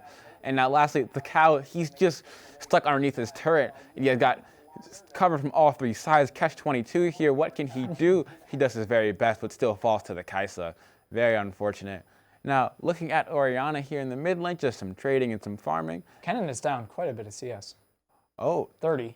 There's a Rift Herald being dropped in the bot lane. Did get placed in the bot lane. They picked it up after all the shenanigans bot lane happened. They will get a few plates, but not really much out of it. And I mean, the plate gold is nice for Senna because it gives her a little bit of gold, but we got to think about Kai'Sa got 4 plates for 2 people. They just got 3 plates for 3 people. Ooh, and for those who don't know, the gold is dispersed among all of those who were present when the plates fell. Mm-hmm. So having less people around, the Kai'Sa gets even more gold. It's absurd. She has so much gold. And just to point out, Horizon's, his CS is absurd this game. Yeah. He is up versus everyone else. No one is even close to him. He's rocking 10 CS per minute at this point, which is kind of massive. Kai'Sa getting this solo gold for first tower. Oh my goodness, she is just so strong. Echo is looking for the gank, though. I don't know if they will be able to engage it. Spectator Cam is kind of trolling at this point. Echo uses E to get on the Kai'Sa. Kai'Sa ulting to get away. Holy damage. Echo does survive, but only barely, and because of his ultimate, they are now looking to turn it as it is now 3v3. Orianna's coming down, and so is Hecarim, but we have to notice that Ori will be there before Hecarim, and it does look like things won't come out of it. Hecarim going into the Ori. Ori already blew her ultimate, so she does not have to go in, and they will just back off as no one dies. Ooh, but the Ken has arrived. He still has his ultimate here. And he uses it to take out the Alley. So Alley sacrificing himself for his team, and he will go down this time. And again, the top laners didn't show up. They like to fight themselves. You know, the cull is almost complete. He will cash in on that big investment. Unfortunately, I'm surprised that the Gnar has not picked up more tower plates. Mr. Wishy-Washy has been playing this very well for being such a bad matchup. He has been playing it really well. I mean, it's probably he prioritized those early tabbies, so he is going to have a lot of armor. And or tabbies, they're not called tabbies. They're, what are they, plated steel caps? I'm sorry. The armor boots used to be called tabbies, but now they're called... We're going to throw it back to the bot lane plates, again. The Alistar is picked off here. You see, he is isolated from his team. And then when you see the stun coming from the cannon and the polymorph, all the CC in the world, it's unfortunate for the side of Ithaca, or for the side of Golden Knights. There is so much CC we've talked about. Kai'Sa loves the CC as her passive gets stacked up and does more damage than the amount of CC that's stacked on the opponent. Ooh. Very interesting ult coming in from Eli. I mean, it's such a low cooldown. He's probably just trying to clear the wave and reset. I mean, he did just, I think his call is almost finished out. He might be able to back for the rest of his stride breaker, but... Very unfortunate to see this Orange just having to freeze the wave in this very odd position. He is so low health. I don't envy this Orange. As I said again, he's in a very odd position. He's hoping that he can stall out for this team, but man, as his team slowly gets put further and further behind, he doesn't be able to impact this map at all. He's had one gank coming from his Echo that was able to help him, but the rest of the team has been feeling the pain from the side of Ithaca, as the Kraken Slayer has come in from Kai'Sa. So I like the fact that they put her going in. Ulting in on the Ornn. I'm not sure there's much Ornn can do, and there isn't. Sandbag on a killing spree, and so far both of these games have been very jungle oriented. And when we didn't really talk about it, but the Mountain Drake was taken for this, so Ithaca now has 2 Drakes, and we have the Ocean Soul this game. All of this, the strongest of the souls, giving you so much health regeneration. It's very scary for whichever team is put behind, and right now that's St. Rose, as they don't have a single Drake to their name. Things are looking poor for them. And now I see Eliron just, again, ulting the wave, just wanting to clear as quickly as he can. Wants to get this first tower down. His first tower. There have already been 2 towers taken, or a tower taken, and he will get the tower, the second tower for Ithaca. And that puts them in a very good spot. Ithaca's looking very, very good at the moment. Yeah, I can't say that. Compared to the 2 games, in this position, Ithaca never even got to 8 kills in the last game. They've already doing better than the last game. They're doing so well. I'd say that playing around their jungler this time, last time they put him on a, less of a aggressive role, still on the Hecarim, but now he's able to influence the map a lot more. And getting that early kill in the jungle of St. Rose has set him on a very nice spot to be in. Oh, a very good spot indeed. I mean, he's 5-0 too. You can't really complain much with that. But St. Rose has put all 5 members onto this Rift Herald. So it's either we see a really big team fight here, or I think it will just be giving up. It's looking like they're going for the teammate option. As 2 members are sitting on a ward. Ithaca is now grouping up. Eli Ron Sandbag goes is in. very close to Mega. Sandbag does go in, and Sandbag steals the Rift Herald as it goes in. Look at these ult combos. This is what we talked about before, dealing so much damage. Huge Gnar ult under the 2 tanks of the team. The Kai'Sa has fallen, but so is the Echo. There goes the Ally, who tries to flash to get away, but doesn't. But overall, 2-for-1 trade for Ithaca, and they steal the Rift Herald. That's a hashtag worth moment. Yeah, you could not ask for that to go any better. Oh my goodness. The amount of damage coming from the Gnar. Flash from the Ori, trying to take down Sandbag, who stepped a little bit too far forward, but he gets out safely this time, fortunately enough. Now let's see. We want to see this Herald make a charge on this tower so they can get their 3rd tower.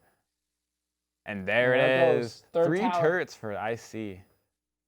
And this is very interesting. Lazaga, are you sure you want this? Oh, my goodness, that was an outplay right there with Ori. Very well played. Look at those tiny little health bars. Ori, I would be so sad. That's the power of that Lulu. The shield. And putting that shield on the right target, holy moly, it just makes it even better. And Kai'Sa chunking out Ally right there. That's kind of huge. And Echo is going in. But we are going into a replay as we're seeing conflict. And look at this combo. Oh my goodness. This is amazing. The Kennen, the Gnar, the stacking of the CC, they can't do much against this. It's very impressive. This is exactly what we were talking about. Having so many large AoE ultimates, being able to steal members out of the fight and say, you can't move for this amount of time, and you still can't move because we put you into another ultimate, it's unfair. I'd be very sad if I was on the side of Golden Knights. Oh man, things aren't looking good at all. Ooh. But look at this gold difference between Kai'Sa and Senna. 2 full items to a Kraken Slayer, plus the lethality item. Oh man, wow. I don't know what it's called. This is rough. This rated that Dirk. It's. I don't even think it's a Dirk. It's the other one, the one that gives a little bit of lifesteal. It only builds into 1 item, but I don't remember what it is. But Ithaca is taking this 3rd Drake uncontested, which is very big because this Ocean Soul, as we said, it gives a whole lot of mana and health regeneration that is just so helpful because it gives you it in combat too. So it's just so big, and that's 5 minutes. I'd say St. Rose is on a timer now. Oh man, for sure. And it's not like the side of Ithaca doesn't scale. They still do scale very well. This Kai'Sa having the ability to upgrade each of her abilities with the amount of items she gets. Oh man, I could not feel worse for St. Rose. And another fight going on right here. Oh my goodness, she basically gets one shot by the Hecarim Gnar combo. The 2 of them deal so much damage. Wow, that was, she disappeared so quickly, I didn't have a chance to speak. I know, it's like, I didn't even get a chance to talk during that. It was just dead. And that's the power of this Hecarim. He slammed a Triforce on him and he said, I will show you what I can do. Oh man, I'd love to be this Hecarim right now. Just the ability to just run around the map and influence wherever you want to, and just one-shot kids left and right. Oh, this is good. And we are going to be getting a replay just momentarily of that Orianna, and it's like, oh my goodness. It's like looking up at the timer, it was less than 2 seconds. She didn't have time to proc her ultimate, and she was just dead. Oh my goodness. That's so much damage coming out from the top laner and the jungler of Ithaca. Yeah, the 5-0 and 5. He's about to build what I believe to be a force of nature. He's got big item purchases coming in all around. And one thing I'd like to note that we haven't talked about much that Ithaca is doing a much better job of is vision. Their control over the jungle and entrances towards each lane has allowed them to maneuver around the map very well. As Washi is going over a ward right now unknowingly, they know where the opponent is. They've tracked this Echo very well. Just being able to have vision over the enemy team, it's incredible. Being able to play around their opponents, it's immeasurable how important this is. It really is, and I mean, maybe they must have heard us in between game talking about it, because this is exactly what we talked about. That we wanted them to be more as a team, so they drafted a team, like a very, very good combo team fight comp. We wanted them to go around bot lane, which is what they were doing, and we wanted them to prioritize objectives, which is the other thing that they're doing. And they even shut down the Echo, so they're just doing. They got everything. I think they're fixing all of their weak points that they had from last game, and they're adapting very, very, very well. This is a whole 180. As before, we thought that the Kennen into Orianna matchup would be very odd, as most of the fighting didn't even go down in the mid lane. That matchup didn't particularly matter. They both farmed quite well. The Orianna farmed incredibly well, but the Kennen is 3-0-4 with the ultimates all over in every single team fight, being able to stun at least 2 members, if not more. It's absurd how strong this pick has been. And he's picked up the Zonias, and we have a fight coming down here potentially. No, just some poking. Nothing too big. Just unfortunate. I'd love to see some more action out of this team. But St. Rose does not want to see action right now. They want to see the chances to get their Senna online, to upgrade the Kraken Slayer, see if that Ornn can get them the upgraded items that they'd like to. They're in a very odd spot here. Other than just waiting, what do you think that St. Rose actually can do to get back into this game? I mean, I think they need to look for a pick. We're seeing this Kennen. I mean, he's not too far forward, but this Kennen is alone down in the bot side, especially because most of Ithaca, I mean, as I say that, they move down towards the Kennen, so I literally just think they're stream sniping us. Yeah, they keep hearing you. They know exactly what you're saying. They're like, we're steps ahead of you there. I think they need to look for a pick, though. I think they need to find some income of gold and get onto the Senna, and they need to scale. Kennen did get ulted by the Orianna, didn't deal to too much. He didn't have to blow any summoner spells or whatnot, but that Oriole could be a big cooldown. Yeah, that was I'm not sure that was necessary, because I think that Horizons thought he'd do more damage, because he brought him down to a quarter health. That's huge, but no one was around to follow up. And Lazaga will simply just back off. He'll just say, all right, you take half my health, I'll go back to base and come back.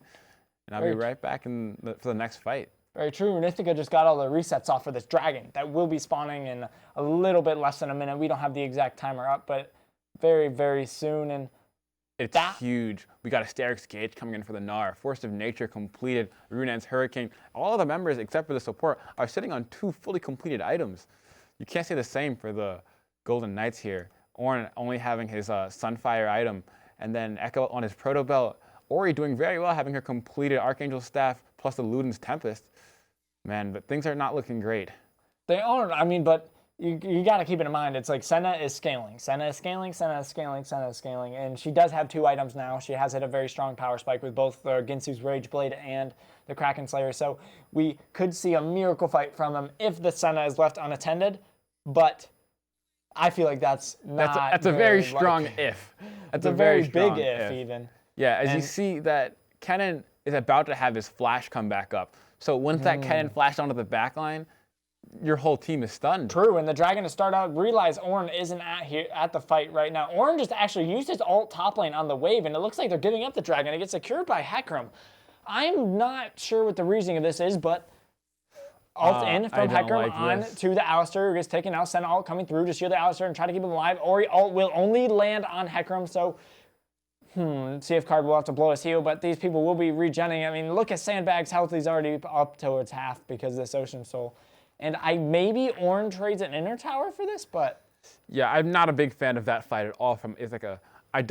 They had no reason to push for that. They got nothing off of it. Ornn was whacking away at the top turret. They knew he was there alone. They pushed for no reason.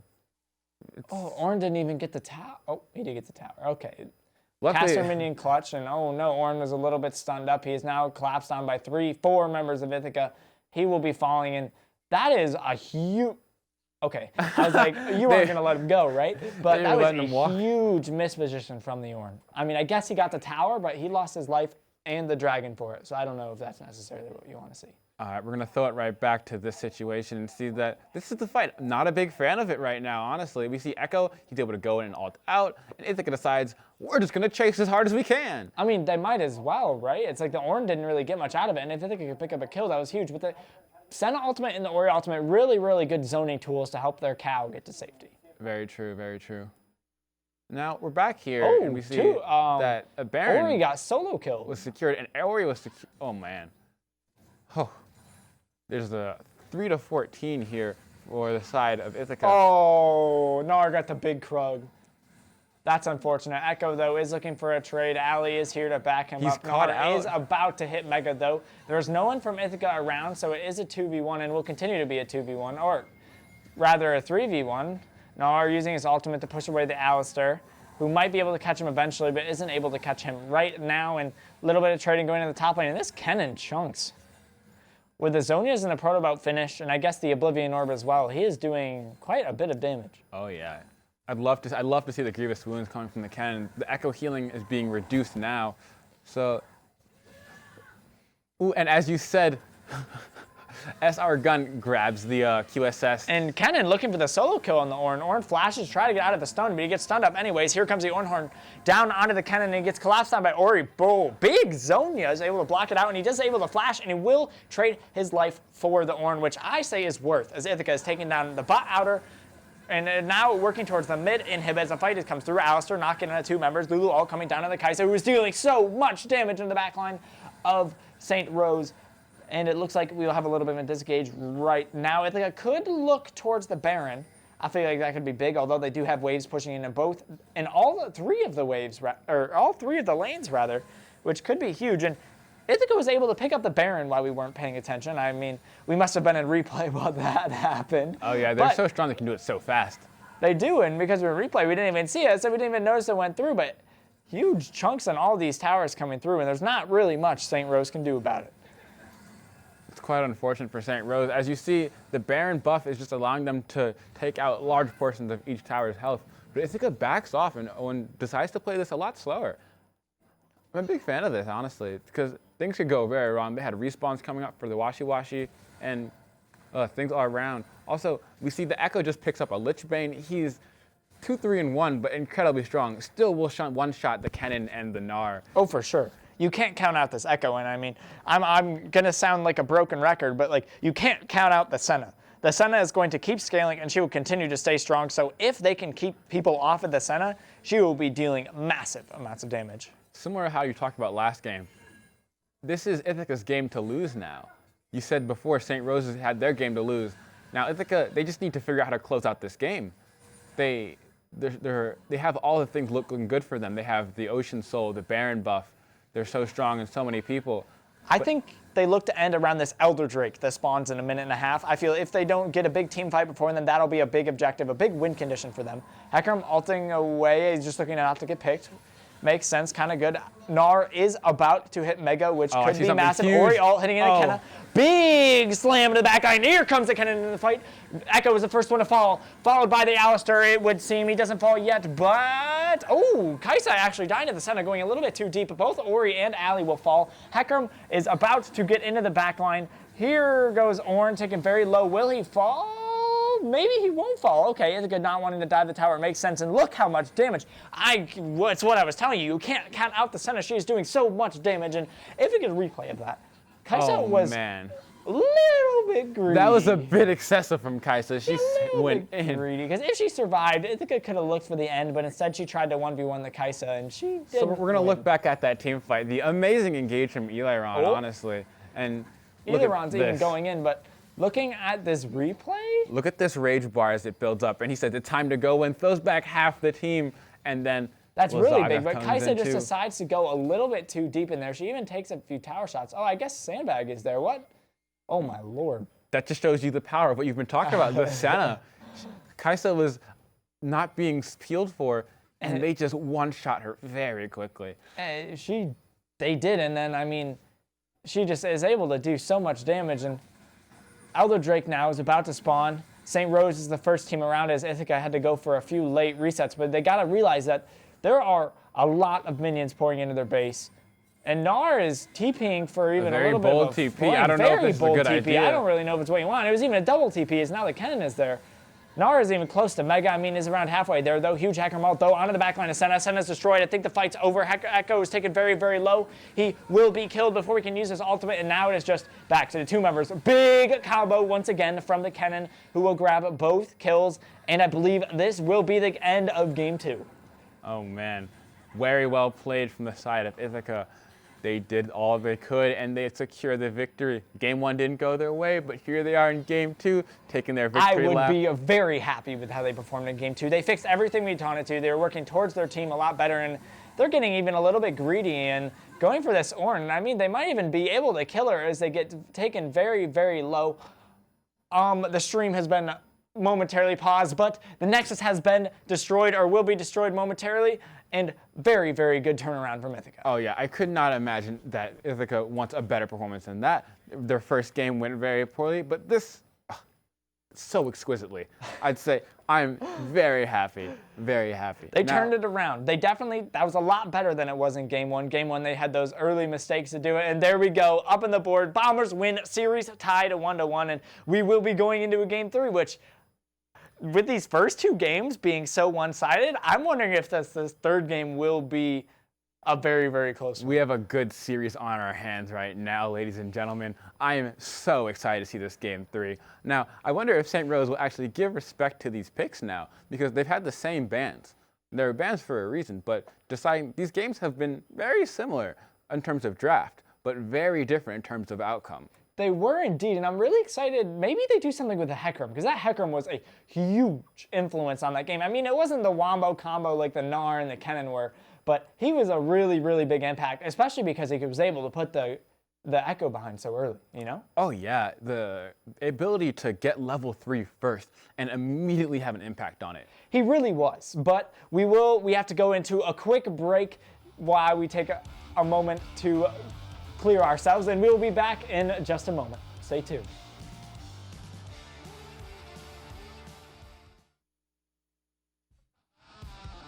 Welcome back, y'all, to a very, very exciting series. It is now tied 1-1, and we're about to go into game three. Oh, I'm so excited. Things are looking so cool. The picks, the Kennen mid, that blew my mind. I thought it was top. It was spicy. It was so good. spicy. It did so well. The laning phase was fine, and the presence in team fights was unmatched. And especially when paired with the Gnar, it's like the two Yordles together, they just throw them into the wall, then drop the lightning. It's absurd.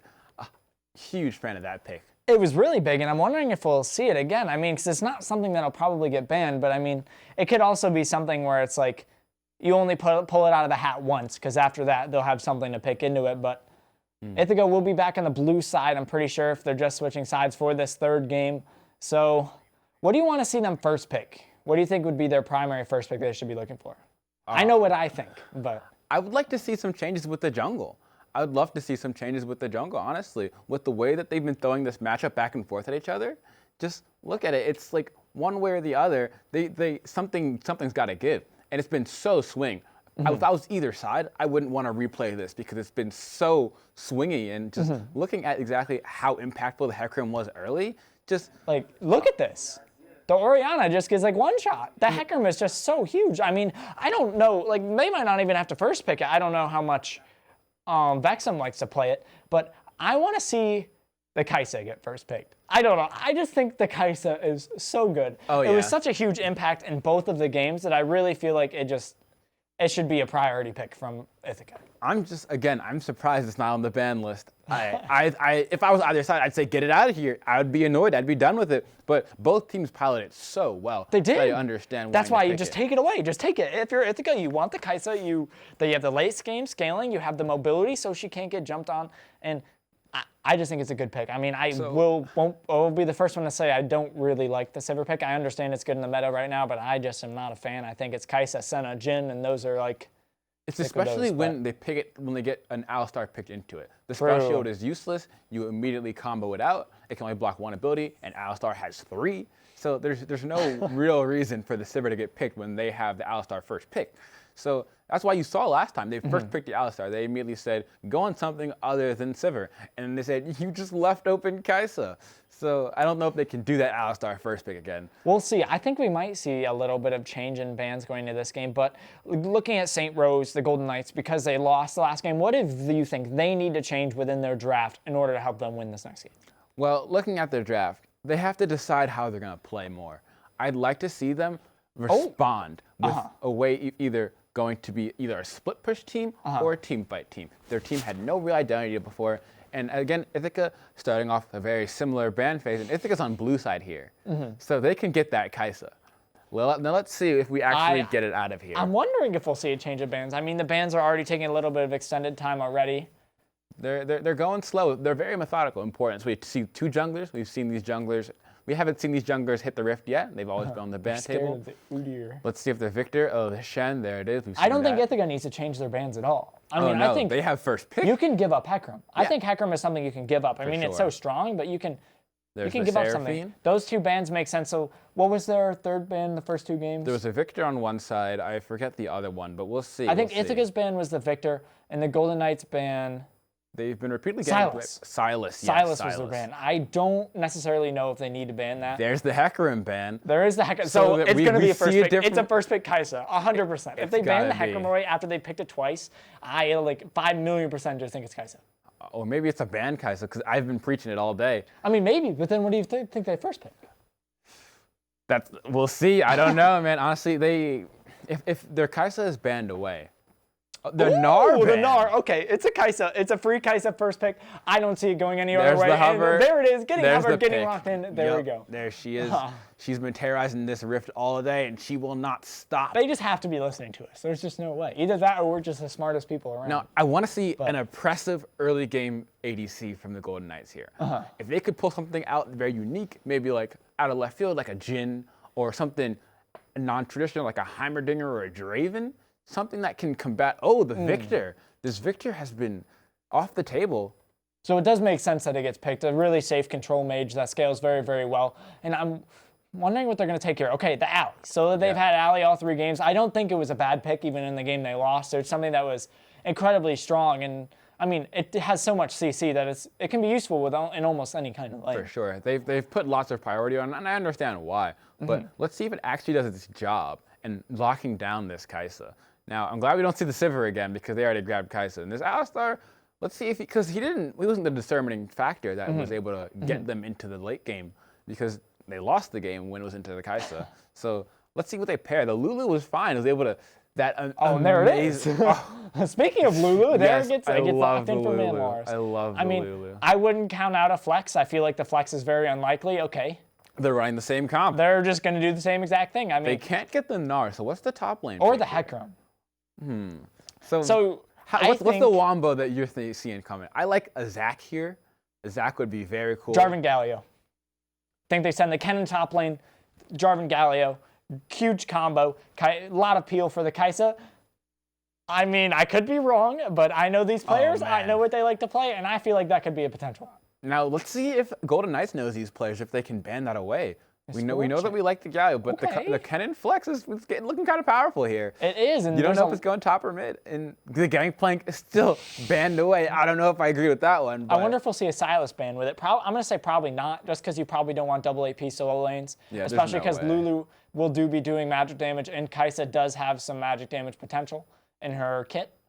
I'd like to see that. Yep, there it is. I was about to say I'd like to see the Echo ban, and it comes right in. Yep. And now let's see if they can push Washi off of the Ornn. It hasn't been that impactful, but like push him on something else. I'd keep him on the Ornn, honestly. If you're looking for Ithaca here, I'd say keep him on the Ornn. Kennen goes well into Ornn. It's like the Ornn has been doing pretty much nothing in these last few games other than in the front line. So it's like I wouldn't be upset to see the Zac. I told you. I mean, Zac is big. It gives a lot of the team fight presence that they were looking for. So I wouldn't be surprised with something like that to come through. Yeah, but Zac would be huge here, but it's taken away off the table. So the jungler from Ithaca, what do you see? There's the Ornn. I say they take him off, put him on something else. They respond very well. So the question is do they give jungle the counter pick or do they give top lane the counter pick? I mean, I guess the Victor could still be a flex, but I think it's really unlikely that becomes a We're flex. not talking about old kleptomancy Victor here. Oh my goodness, bring me back to season 9, Jesus. But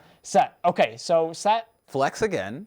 Could be a flex, a top jungle flex. Yep, top jungle flex. I feel like it's not very prevalent in the jungle right now just because it doesn't do enough damage to really do well, but it does have really good gank potential, and you could build full tanks. So very important. It could be a jungle pick. I'm still going to call it a flex. We don't necessarily know where it's going right now. Of course. I'm very excited. Okay, there's the Jarvan. All right, am I right with this Jarvan Galio? Let's see how accurate you are. There's the Jarvan. Okay, the Jarvan is to be expected. That'll be in the hands of Sandbag in the jungle. So is the Kennen mid lane or is it top lane? That's the question. We want to see Galio, that big stone man. Will he be making a hero's entrance into the rift? I see what you did there. That's good. Gragas. Ooh, okay. No, I like that. Another powerful team fight presence. Another powerful team fight presence, and another powerful form of engage with that cask. Very true. I'm not upset with this either, except for the point that Ithaca is going to have a lot of magic damage. I mean, St. Rose doesn't really have that kind of AP or MO. Okay, the Nocturne makes more sense. The Rammus Hover was kind of confusing. I don't think the Rammus is really what you need, but the Nocturne getting locked in, okay. The Nocturne. That's spicy. I mean, we know it's a pick that Vexum loves. Oh yeah, he loves jumping around the rift.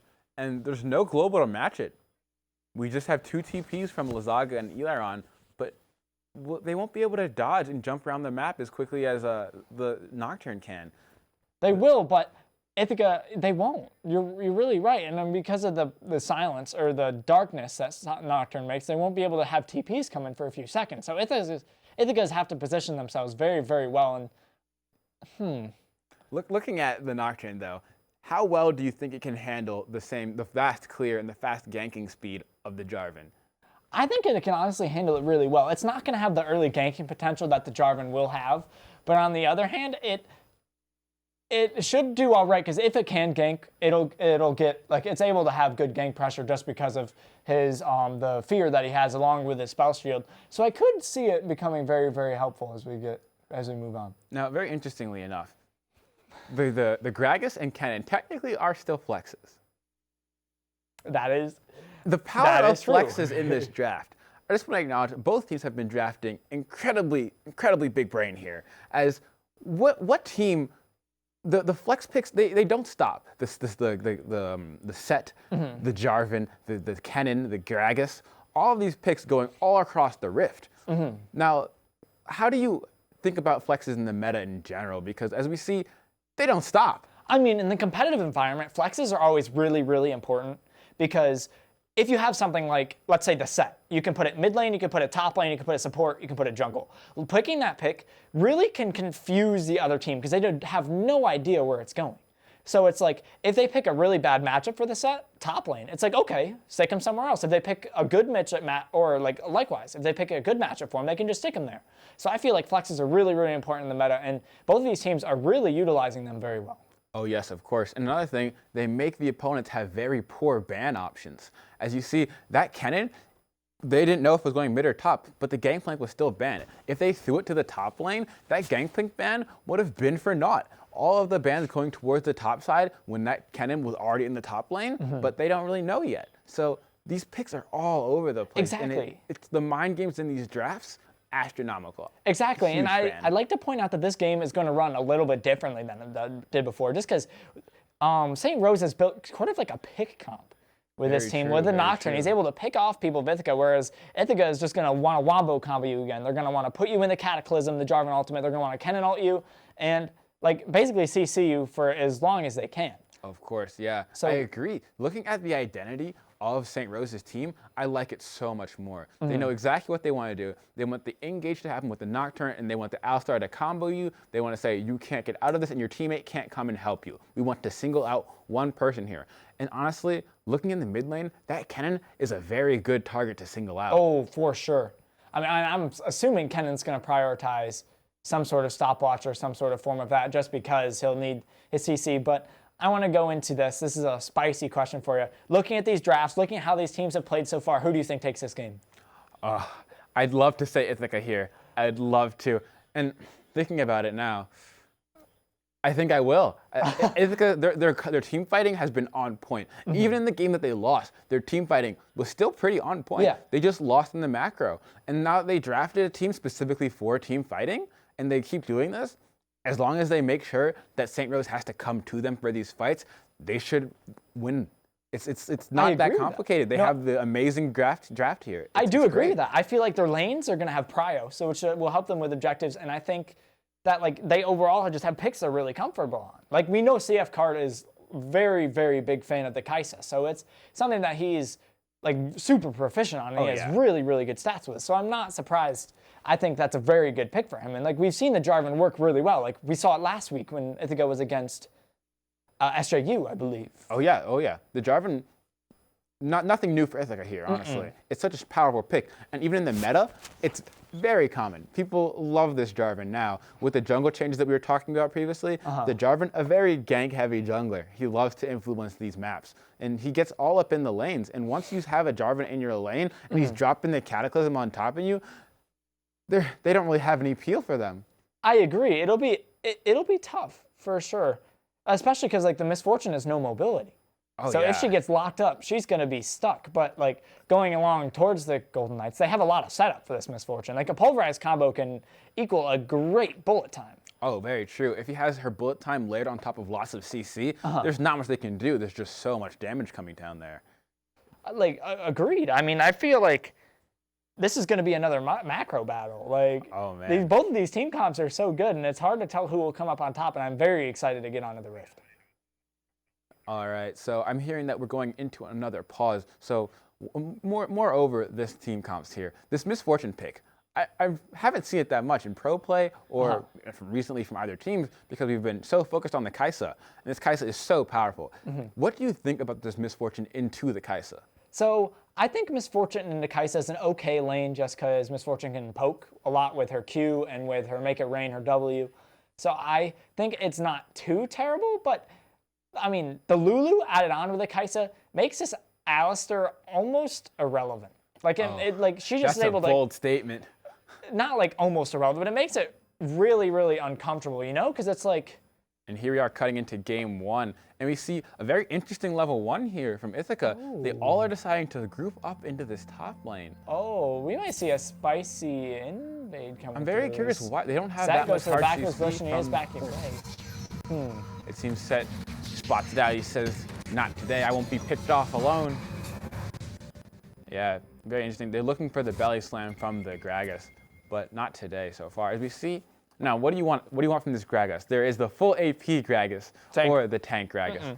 Frontline, you have enough damage with the Kai'Sa. With the Kennen, I think frontline is what you want, especially because Jarvan will probably build more of a bruiser style. I think tanky boy Gragas will be what we need. And I mean, I don't think going full AP into a set is a good idea.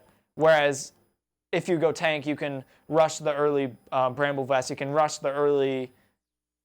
They're not Ninja Tabbies. Plated steel caps. There we go. Plated steel caps. There we go. The item updates. Their names. Why they get rid of Tabby? I don't understand. I mean, where's Gunblade? But but rip Gunblade. Don't make me sad. But here we go. We see Sandbag immediately clearing his red buff. And now my question is, where will he influence first? Jarvan loves to gank very early, and he's whacking away at this red buff, and he's pathing immediately towards his mid lane. Oh, but he's on 2 wards even, so they'll know he's there. Very unfortunate. They knew he wanted that, so they very good vision from St. Rose. Very good vision. The level 1 from IC, very interesting. They went all top lane, but it allowed St. Rose to get into their jungle and get some good vision down. Which, I mean, proved to be worthwhile, because the Victor was up a little bit. He could have gotten ganked and could have potentially been forced to blow summoners or even killed. So it's like, that's pretty huge. For sure, for sure. But now those 2 wards have been taken out. So we'll see if there is a delayed early gank from the Jarvan, or if he'll just clear buff to buff.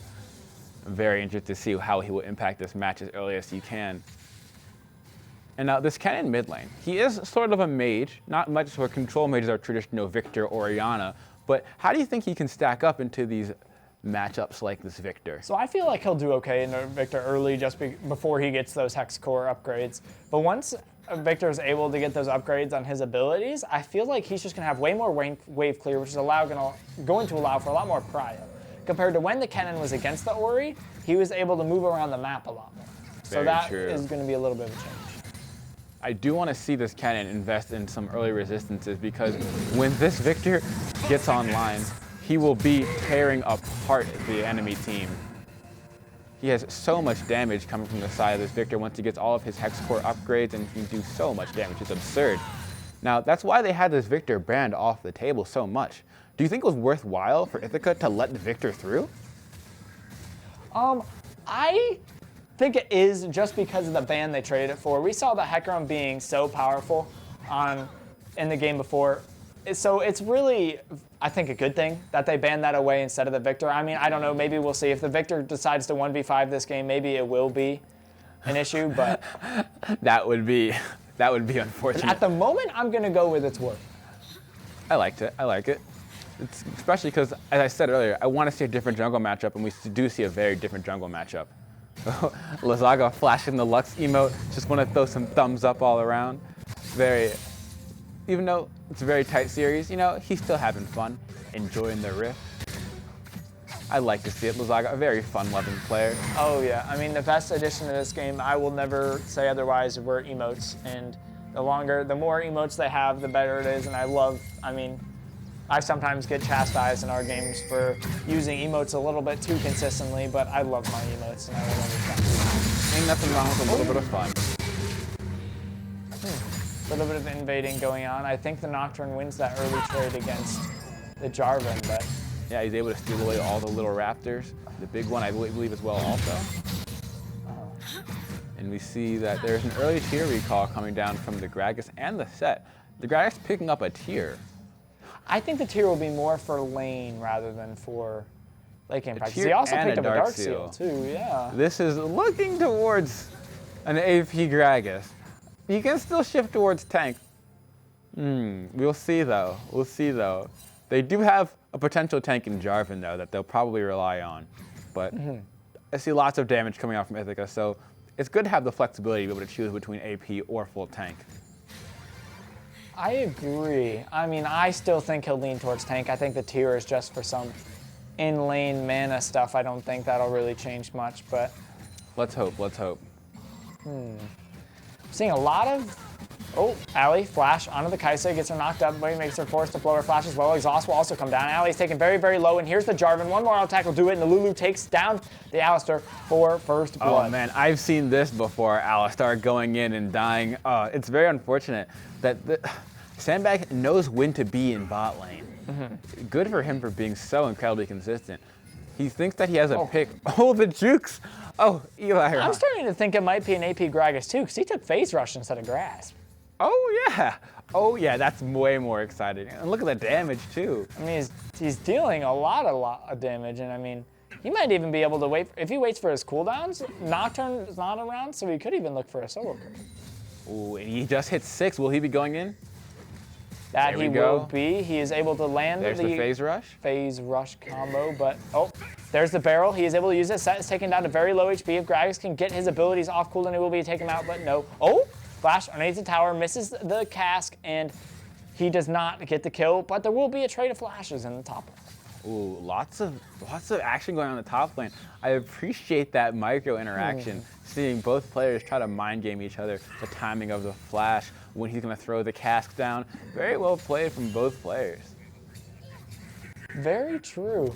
We're going to throw it back to something that we've seen multiple times throughout this set, which is Alistar going in and then getting punished for it. As CF has the flash, you see the heal coming down and the exhaust. He's not doing damage, but then Jarvan comes in and says, "You're not going to take out my ADC, I'm here for you." Very well played from Sandbag, and this is that pride we're talking about. And now the Inferno Drake is up, but unfortunately, even though they had the pride there, it seems that SR is going to be able to take it. Very unfortunate for the side of Ithaca. It is a little bit unfortunate, but that's an objective that they're worth losing. I mean, they were not on the map, they can't really take it, but what's important to look at here is when this Nocturne hits 6, because he will be looking for a gank, I would hope, in the bot lane, although they do currently have the wave slow pushing towards Ithaca, but I'm excited to see what Vexum does with this Nocturne ultimate as soon as he gets it available. Oh yeah, as soon as he hits 6, we will be seeing him flying into someone's lane, causing lots of darkness with the paranoia. I am very intrigued on that one. But as you see, he is present. There it is. Underneath the tower, he's taken low. Bullet time does come through, and they will be able to take out the Nocturne, but Kaisa will also fall in the trade. I don't know if I like that gank. He threw himself in there and gets one shot by the tower in the conjunction with CF Card. I mean, it's like Kaisa gets the kill for it, too. I mean, if Victor was there, maybe it was worth it, but Victor wasn't there yet. Yeah, St. Rose pulling the trigger a little bit too early. Very unfortunate for them. And as you were talking about, they had the wave pushing in, but they decided to go for it anyway? Bad decision from St. Rose. They get the kill, and I'm not sure if it was worth it, because Kaisa scales so much harder than Miss Fortune ever wants to. And she would love to get that kill without any response. And we're actually going to take one moment to look at this. Look at the wave state here, right in our bot lane. As you see, we are actually going to get in replay instead of this bot lane fight, and just look at how this Nocturne just steps one step too far forward. And I mean, Kaisa doesn't have any summers, so they are able to get the kill, but it's just 1 second too far early, because as you can see, the Victor hasn't even moved yet. Oh, man. Yeah, and you see, he's been waiting there for so long. And he says, I'm tired of waiting, pulls the trigger, but just a little bit too early. I mean, the bullet time did have... He underestimated the damage that the turret would do. Yeah, or the time it would take to kill. Alistair probably should have engaged that fight rather than the Nocturne, but... For sure, that would have been a very different fight. And now, surprisingly, this Jarvan, as much as we like to say that he wants to be around the map, he's only been counter-ganking. He has not been the proactive jungler that we usually like to see Jarvan. I agree. And he's getting, like, out-farmed, too. He's down quite a bit of CS, almost, like, 3 camps at this point, which is rather huge for this early into the game. Yeah, it's not great. And just looking at builds across the board, it seems like we're going to have an AP Gragas as the Seeker's Arm Guard comes out. Very fun there. And we have the full tank Jarvan. And another engagement from Alistar. Going in onto the Lulu. Exhaust is coming down onto the Kaisa, although they're dealing so much damage. Bullet time does come out, but it does miss. So bullet time goes wide. Very... I'd say SR Gun, he's supposed to be this very proficient ADC, but that bullet time could have been easily angled down towards the Lulu for a kill. And yeah, she wouldn't have been able to run away, so a little bit of a miss-aim there for that ability. But this Misfortune is doing a lot in this lane compared to what the Senna was doing last game. Very true. Let's see if she can push her advantage. I truly hope that, for the sake of St. Rose, that they will actually be able to push this Misfortune into a good lead. Because despite the fact that CF Card is down on his Kaisa, he can still scale alongside this Misfortune.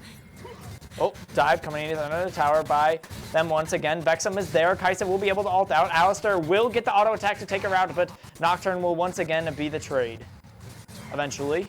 There it is. And Set is here. Set and Gragas are there in the game. And a very timely pause. That is a very sus pause, and I'm wondering why it went down. I'm sure we'll hear about it in a moment, but... Oh, man.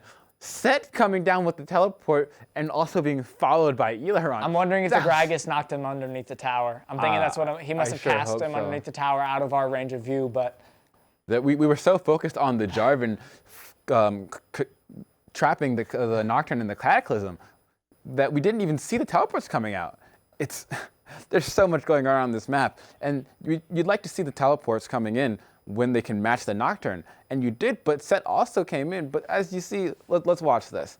So Nocturne coming in, this time he lets the Alistair take aggro before him, and the Alistair being able to flash and get the kill. And we can see the TPs coming down. They both just did, you can see the Gragas explosion on the right side of the scene, able to take him out, and he does kill Lulu. Okay, so he trades himself for the Lulu. So at the moment, as we're paused, it was a 2-for-2 trade overall, with both the members of Ithaca falling, or both bot lane members of Ithaca falling to compare to the top jungle of SR. Oh man, I don't know how I feel about all this heavy trading.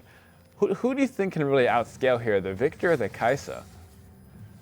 There's going to be... I mean, Victor hasn't gotten any KP yet, and the Kaisa is down quite a bit of CS, but she does have those 2 assists in the kill that are really going to be helping her out. Oh yeah, those are going to be the 2 primary carries during this game. The cannon will be doing quite a bit of damage, but I don't know if he'll compare to the Victor. I mean, as we were talking about before, he has his first upgrade, his ability upgrade, which is his E, and it's just able to give him so much wave clear with that death ray. Oh, as you see, it does so much damage to Ken, much more than just wave clear. What a scary champ Victor is. And as you see, Kennen buys the Hex Tech Alternator, so he'll probably be going towards a Proto Belt here. And he's got his call completed, but he's stuck under his turret and unable to back because Victor has so much range. And a little fight for vision going on in the bot lane. CF Card stepped way too far up. He does not have his ultimate, and he will get taken down. Just a little misposition by the Kaisa. That was definitely over cockiness there from the side of CF Card. Trying to auto the Alistar without his support anywhere nearby, that is not a good look. Yeah, overstepping his boundaries a little bit. Not really want to be, but I think we're going to see a fight into the top lane as Nocturne is pinging towards them. Actually, I believe he had just taken down the Rift Herald instead, which can be used to help his Victor get plates, which is what looks like is going to come out of it. Looking at objectives, you see that Ithaca College has not been able to secure a single one thus far. It does not seem like they'll be able to secure this Drake either. I agree. I mean, They have vision on it, but they got to answer this Herald as they do. Doesn't even look like St. Rose is going to be going for the Drake right now, which is pretty good. But. So what I want to see is if they could call out St. Rose on their mistake for not going for the Drake here. I'm not sure if they knew that Sandbag was around, but he could very easily start this up as his bot lane has lots of priority. He decides to clear his red buff. The bot lane rotates up. There we go. Doing exactly what I thought. Very good call from the side of Ithaca College. I think we could see a fight here because the respawns are coming, or not the respawns, but the bases are coming back from St. Rose, and it looks like it'll just be a little bit too late as the dragon will fall to IC Sandbag and Ithaca College. Very well played. Good macro coming out from them, and a very even game. St. Rose has about a 1K gold lead, but let's see how long it lasts. Just some vision being traded out by stats, you know, patenting his stats. And that's another Ocean Soul. Either side, honestly, would love to get this Ocean Soul, as Ocean Soul is incredibly strong, as we've talked about over and over again. But it'll be a later soul compared to other games because, like, we had two 25-minute souls. And this time, because each team got one Drake, the soul won't be coming for a little bit. It'll be coming a bit later, so. Very true. This is the most even game we've seen so far. I mean, it's what you want to see for a best of 3, right? You want to see the last game's got to be the most exciting, eh? Yeah, and the only unfortunate thing here is, despite the gold being even, I don't think Ithaca has the gold on the members you want. There are 2 kills on Jarvan compared to the 2 kills on Misfortune. Yeah, you want as many of those kills as you can get on the Kaisa, and she just doesn't have them at the moment. No, and she's down about 40 CS. Let's hope that she can, you know, make her way back up into relevancy throughout this game. We know that she wants her to be around these team fights, to be playing around her teammate CC. Once Elaron gets involved in more of these fights, I'd like to see how much damage this AP Gragas can do. Hopefully, with that phase rush, he'll be able to zoom around and get all the damage down on the opponents he needs to. Just quick combo coming down, procs it, and runs away. Look at that. He missed the barrel, but we don't need to talk about that. And we'll be having. I'm wondering, because if Gragas can, like, one-shot this Misfortune, that could be devastating. Oh, that would be. Set is taken very, very low. Waiting for the haymaker. Defensively. There goes the cask right back into him. Has to use very his good flash. And I don't think they're making out of this one. And a solo kill for the Gragas. The solo kill with the belly slam coming in, showing him why. Oh, the Gragas coming in. This is such a good pick. Very impressive. As we talked about, full AP or tank, and this time he shows you that full AP will be able to tear through his opponents as he's stacking up on this Dark Seal. Now, once again, we're going to highlight some mechanics on this Gragas here. As he shows you, you see that bar of sets under him. He uses it. He wants to wait until the shield runs out, waits perfectly, and then the flash, the auto attack still following him through the flash.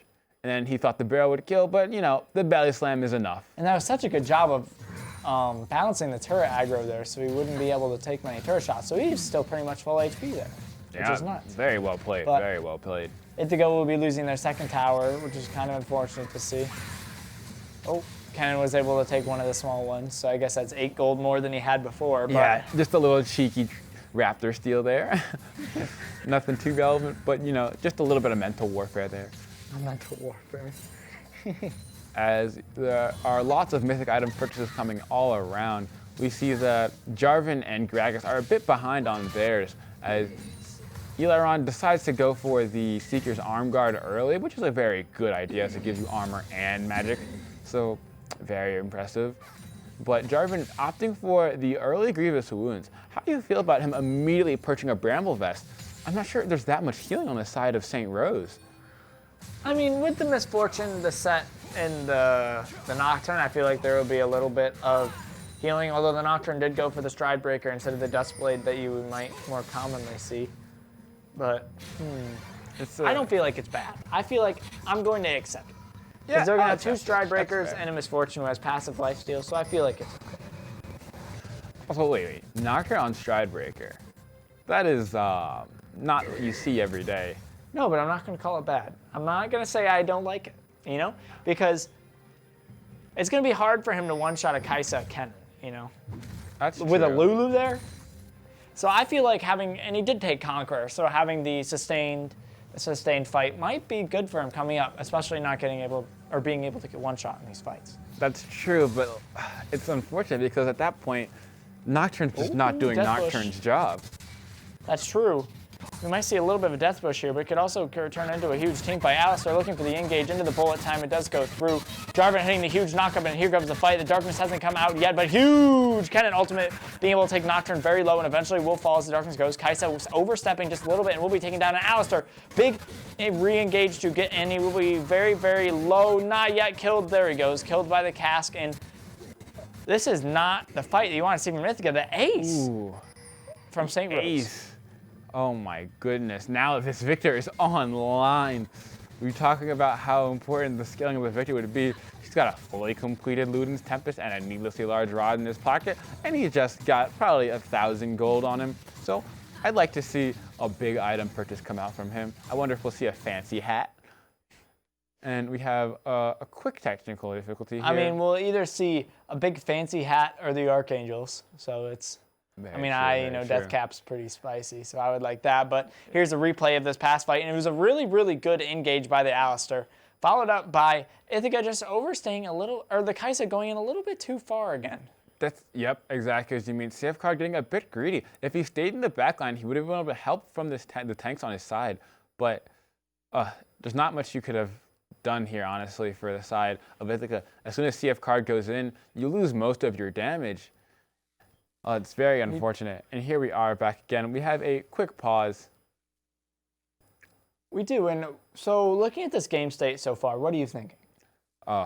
Things are so even right now, but I'd love to see some good Drake control. And here we are again as 7-9. So continuing on your question, I'd like to see a bit more of less of a team fight focus from the side of St. Rose, even though they did have a very good team fight just now. But I'd like to see...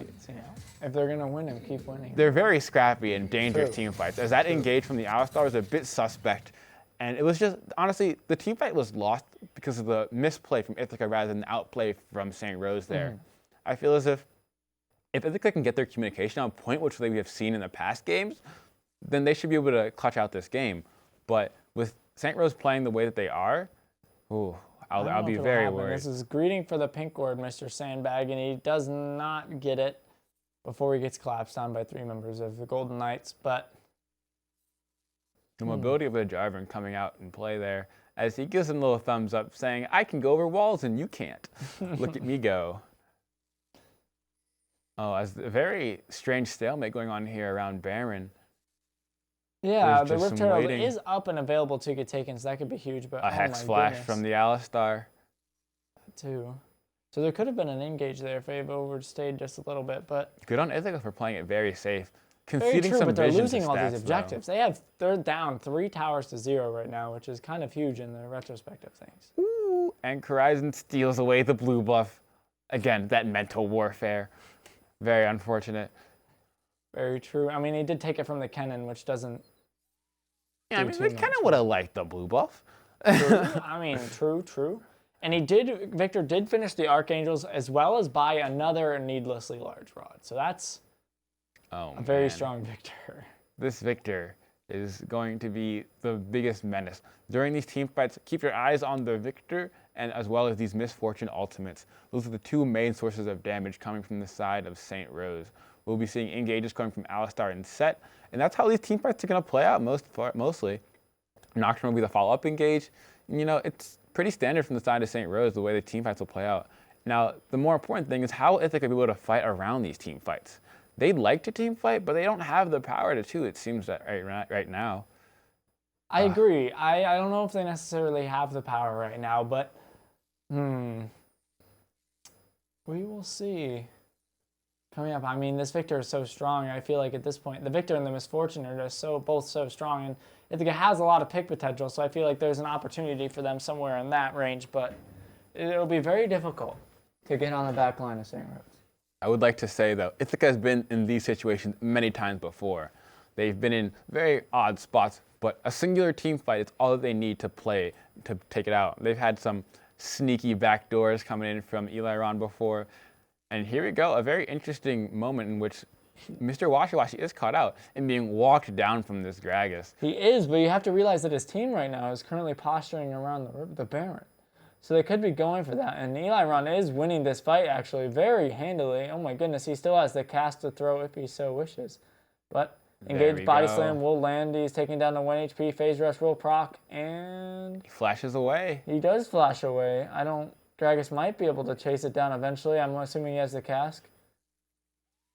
Oh, very interesting. I'm assuming he has the cool. Oh, my goodness. The Gragas just does so much damage. And that Night Harvester coming through. True, and somehow the other members of Ithaca were able to push off the Golden Knights from Baron. So they didn't even get that either. This is very well played from the side of Ithaca. They knew that Washi Washi was stuck down there. So we're going to quickly look at this nice 1v1 battle coming in from the two top laners. And you see Aaron's like, I know that I win this fight. I just need to play it correctly and wait through your cooldowns. And very good body slam into the barrel. I mean, he did almost lose it, though. By walking so far away, it allowed Set to flash over the wall. But if Set didn't realize he was getting collapsed on and turned around, Set could have made it out for free. Drake is spawning, which is very, very big, as the would put the Golden Knights on soul point. And we see that the two ADCs are in the mid lane, but CF Card, good engage. Sandbag is now stuck onto them. The Nocturne is now even pushed his way in with the darkness. He is Cannon left all out alone, using a stopwatch. Getting a huge pulverized by the Alistar, able to get in onto the back line. Kaisa, a good ultimate to get away from them, and they will kill the Victor, so that's one shutdown over to the Kaisa. But Kaisa will then fall, and oh my goodness, his Gragas deals quite a bit of damage, but I'm not sure it's not enough to survive. And isn't, as he gets ulted away. There's Jarvan trying to kill the Kaisa, but he does not get it. And I'm assuming the Gragas will fall eventually, and it will be a 4-for-1 trade for the side of St. Rose. A very messy team fight from both sides. We saw St. Rose bundled up as 5, transitioning from member to member, and a failed blast cone attempt from Eli Ron. Let's see if he can make it out. He's been in this situation before. He's so fast. He is running circles around him. He could take out Washi Washi right now if he wanted to. I'm not sure. It's all a matter of time, and there you go. He falls, as well as the Ocean Drake, and now the Golden Knights are on soul point. That's huge. Yeah, things are not looking great. They have a very strong Gragas on the top side of their team, but they don't really have many other ways into this game. They're not fighting very together. That's what I'm noticing. They aren't really together this game. They've been really split off doing their own thing, rather than being one concise unit. One thing in that last team fight I'd like to mention is the fact that Sandbag went so far in so early, and he was in the opposing side of the jungle before that his support and ADC were even able to help him.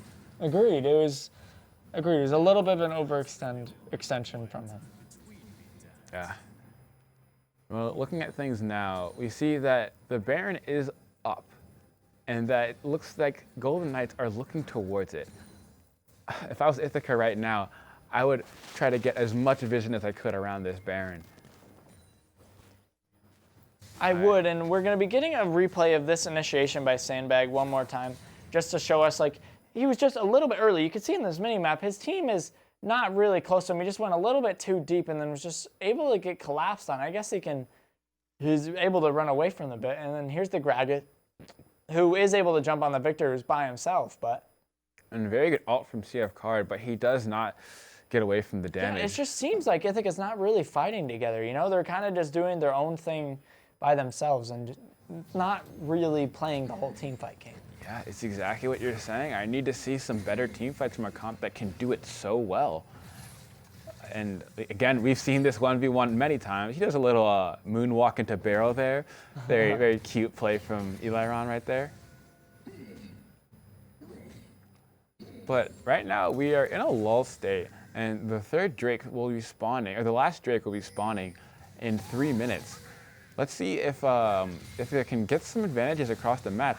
And Eli Ron is in a very bad position here. He's caught out. Lazaga is a little bit caught out. He is able to stun up the Nocturne. Actually does quite a bit of damage, but the Conqueror proc he is just able to take out the cannon. Yes, Lazaga, as you said. But 0-3-3, this is a very different showing from Lazaga on this Kennen. As you see, it's a bit harder when you can't have as much impact in the team fights as you want. He's been relying on them, and a pick like that just spells time for Baron to get started. That is very true. Eli Ron does have his TP to join the fight, as it looks like Looks like the Golden Knights were just sort of baiting it. They don't want to 50-50 it, which makes sense. Oh, and now we're just playing around pockets of vision right now. Honestly, you see Manuel is popping. Oh my goodness, he gets chunked half health from the Finished his Victor. death cap. That Victor is doing damage for sure. 2 of those lasers, and this Lulu will hit the bucket. Oh my goodness. Yeah, that's nuts. I mean, Lulu didn't even get hit with the second half of the death beam. So it's oh man, I cannot. There's a very odd spot right now because neither team wants to make a mistake. As you see, there are lots of recalls coming around, but as each side recalls, the other side will get stronger. You'd want to see someone start an objective. The Baron is screaming to be started here, but the side of Ithaca, they just need more gold onto their carries. I mean, they do. Kaisa did just finish her 3rd item, which is very, very important with the Runan's Hurricane, as well as Misfortune finishing up her Infinity Edge and grabbing a stopwatch. That stopwatch could be very, very valuable. Oh yes, as we've talked about in Game 1, stopwatches are a hold me for one moment, give me some time. And when you have such a powerful engage from the side of Ithaca, the Cataclysm and the Slicing Maelstrom from the jungler and mid laner respectively, when you can stopwatch that, you negate so much damage. And they want to jump on this ADC. They do. Victor is stepping a little bit far forward. He does have his team to back up. He does drop the ultimate, which is an important cooldown to note, because there could be an upcoming fight as the Ocean Drake spawns in 30 seconds, and this would be the Ocean Soul for St. Rose. And again, we just have these 2 top laners swinging against each other. More importantly, I want to see there are more people coming. It's not just the top laners this time. Oh no, the missed Casca uses his stopwatch to try to get to safety, but it does not look like he will get it, and he will be taken down moments before this dragon will spawn. This is unfortunate. 10 seconds to the dragon, as you said. This only spells doom for Ithaca, really. You see, they're trying to get vision around and make a pick off of stats potentially, but they're just going to play it safe and get this dragon. I agree. The Drake just gets melted down, and there it is, the Ocean Soul for St. Rose. Oh, wow. Things aren't looking too great. There aren't many big item purchases coming up. Jarvan has been sitting on his Sunfire item and Aegis for a very long time. There's the Black Cleaver and Stridebreaker coming out from the Nocturne, being able to shred through the only taking member.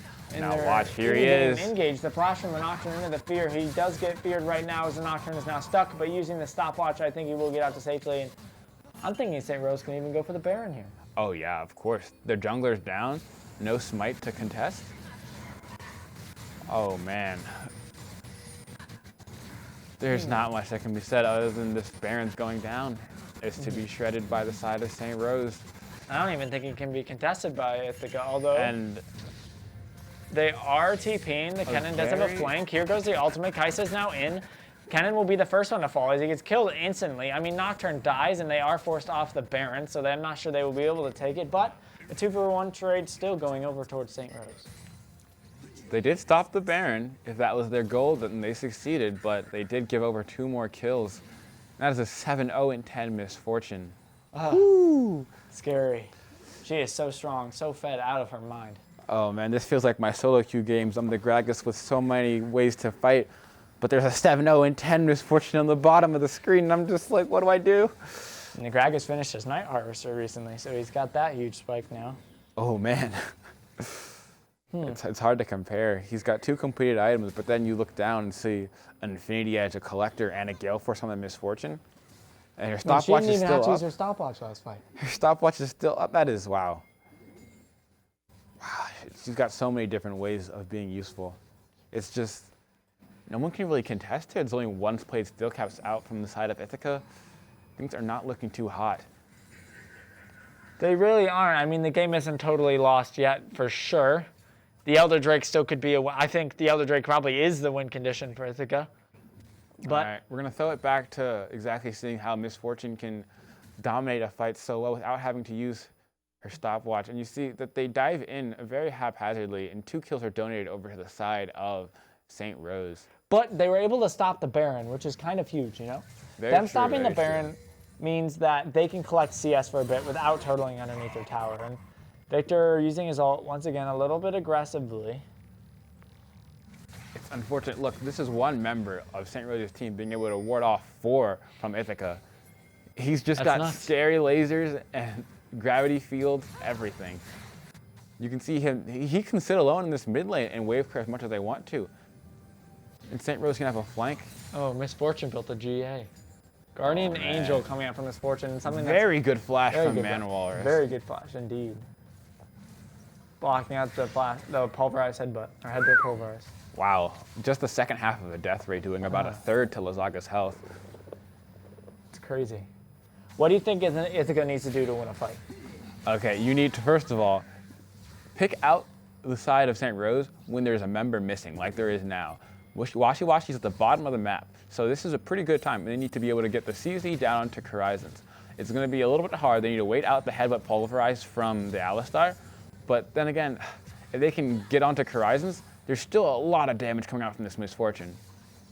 And as they look for this fight, Set just wails away at the bottom lane and gets a turret. Things are looking odd. Honestly, the side of St. Rose, they can just wait around at this Baron until they say, you guys have to come here and fight us eventually. You can, and I mean, that's what they're doing. They're just clearing vision, sitting on the river scuttle, so they know that Ithaca knows they're there, but they can't really do anything about it right now. And I mean, they are just looking for resets. I'm assuming to buy items. I think the Nocturne will be picking up a GA here, which is oh my goodness, the Victor just bought a full Lich Bane. And a stopwatch. Wow, if we thought the Victor was strong before, then we're going to see something scary in this next team fight. Honestly, fair back timings from the St. Rose because Ithaca couldn't get much from it. They just got some waves, and that's about it. There is about almost an 100 CS lead in the mid lane. This is, oh man. That is. That is painful. I mean, but there is a 100 CS lead in the top lane. There is an 100 CS lead in the top lane, yeah. So it's just getting made up across the map, but I don't know if the Gragas is going to be doing enough damage to really deal with these champions that are going to have all the survivability, like the Misfortune with the GA, or the Victor with the Ceres. It's hard to say because usually if you want a fed AP member of your team, it's not a Gragas. Well, I mean, sometimes it is, but yeah, most of the time. It's because they're taking what they can get right now, honestly. You would want to have those 3 kills on the Kai'Sa right now so you can tear apart the back line of Ithaca or of St. Rose, but this Kai'Sa, we've talked about her being so impactful throughout the games, but in this one she's been pretty much a non-factor. For sure. I think it's been maybe hard to say, but coming down to just the play of CF Card in this game, it maybe feels like we've he's seen slipping. him, but the thing is, like, we've seen him be over-aggressive like 3 times this game. So that's something that he definitely has to know. He can't jump in like he's been doing. He has to stay in the back line and deal damage that way. Yeah, and oh, Paranoia coming pick. out onto the Nocturne is getting shoved in. Jarvan is now in the fight, happening to flow his flash. Alistair is able to knock up the, holy moly, Lulu basically gets one shot, but the fight is now split. Nocturne will be the first one to fall on the side of St. Rose. Kai'Sa is in the Dragon Pit for some reason, 1v1ing the Victor, and Gragas is able to deal so much damage, yet not enough, although he is alive at the moment. There he falls. It looks like St. Rose will be able to get the Elder Drake here, as Kai'Sa and Kennen are both very, very low HP, and that is pretty big. They might even be able to get the Baron. yeah, this is looking like the game, honestly. We've seen Ithaca turn around some pretty dire situations, as we talked about before, but not one in which they're an Elder Drake and a Baron down. There's a mid laner and an ADC left alive, but this Kennen doesn't do all too much this game. It's very unfortunate. He really hasn't, and I'm just thinking here, I mean, they have to turtle up for the next few minutes, obviously, and you don't want to fight while the Elder Drake's up. Why they have Elder, because Elder is, I think it's the strongest buff in the game, for sure. But Oh, for sure. There's a reason why you execute people when you get it. True. It's significantly stronger than any other buff. It's not something you want to mess with. It really, really isn't, and they're taking a very, very long time to take this Baron, mostly because their Nocturne's down, but there you go, it'll get it, and we are about to hop into a replay with this fight, and look at the engage from the side of St. Rose. Honestly, this is a pretty messy fight, but then look at that right there. Horizon shows you that he is still a threat. And things were honestly not too great. He flashes the wall and takes out CF Card, puts him in stasis. But honestly, looking at the fight, it's again a problem of gold differential here. there's about an 8K gold difference, 8K or more, and things just aren't adding up for Ithaca here. They're looking at so many different items that they're trying to purchase, but it's a little bit too late. As you see, there's about a full item differential between the two mid laners, and this victory is showing you exactly how powerful he is in the meta. They should have banned it. Honestly, I'm starting to eat my words from earlier. Maybe they should have given him the Hecarim, because holy moly, this Victor is absolutely filthy. But it's hard to beat Ithaca right now. it is, and the first inhibitor falls, and I feel like they might even be able to look for a fight soon and then an end. I mean, this Elder is going to be up for quite a bit of time. They haven't even had it for 2 minutes yet. Yeah, things aren't looking great. It's a huge wave coming down through the bot side, and the Alistar is just looking for a member who stepped too far. And here he goes. There he goes. Huge Four-man knockup. 4 members on it. Cataclysm will come down at 3, but it might be too late as Jarvan is the first one to fall. Going next one to fall, will it be?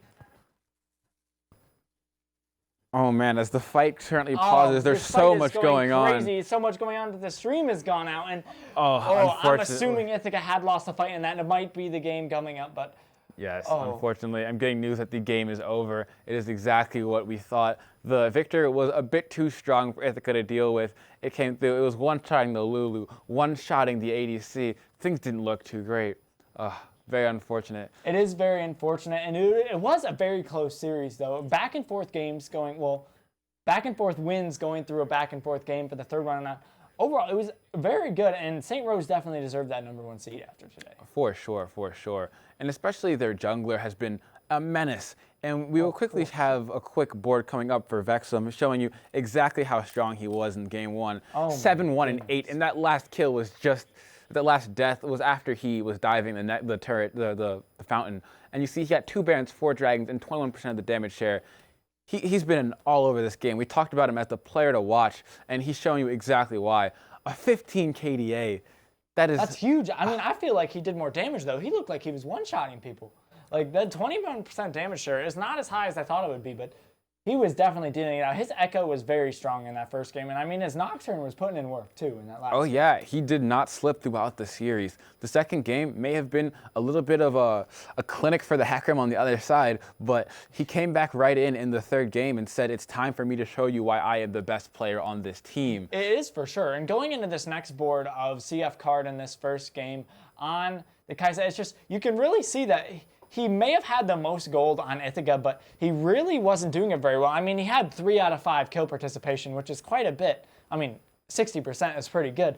But regardless, this is in the first game where Ithaca wasn't really able to get it going. They got taken advantage of early with that Echo and the set in the mid lane, and just really couldn't do very much with it, you know? Yeah, it's unfortunate to see such a talented player just have an unfortunate performance like that. CF Card, he's been known to have so many pop-off performances. For sure. And you've seen him in the last 2 games, he did very well. It was just in that first one, he had so little room to play with. He was just sitting under his turret farming up. He had so much gold, but nowhere to put it. As he went 1-3-2, it was unfortunate. It is, but going into the second game, Garfield's Lazaga popped off on that Kennen, and we're going to have a few numbers on him right now. I love that picture of him, by the way. I think it's so funny.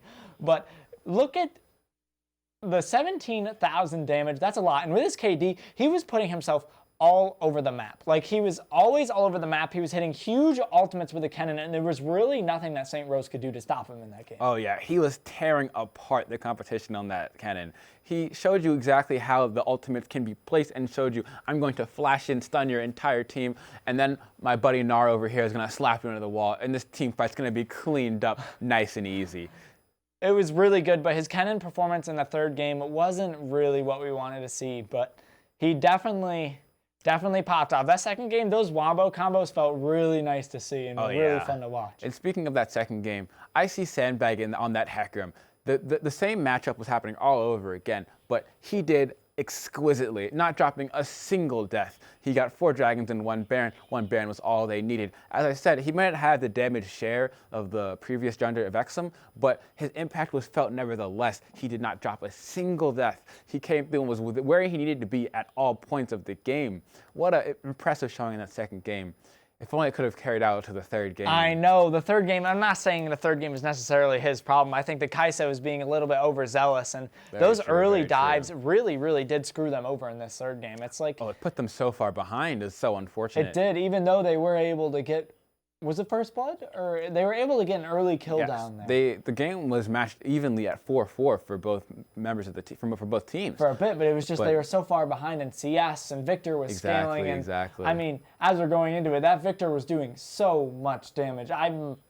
Hopefully we can see those numbers, because those numbers were crazy. It was absurd. Just see that the second half of his death rate was able to do over half of Lulu's health. That one hurt. That one hurt me. It hurt, yeah, it hurts personally. I can see myself getting hit with those, and it's just ugh. It's not what you want to see for sure, but he definitely. I mean, if we're giving Player of the Game awards, I still give it to the Alistair though. It's a hot take, but I think that's fair. That's fair. I think Stats performed very, very well in those 3 games. Oh yeah, Stats. He played. I believe he played the Alistair in all 3 games. He's been all over the board, and now I agree with you. Player of the Game's got to go to Stats. Supports are underrated, and they're not given the love they deserve. But Stats, Player of the Game. And now, thank you so much. We're having a wonderful time here tonight. Unfortunately, Ithaca was not able to clutch out the victory. The Golden Knights take it 2-1. But we have been Bombers Live TV here. Thank you so much. Now take care. See you next week.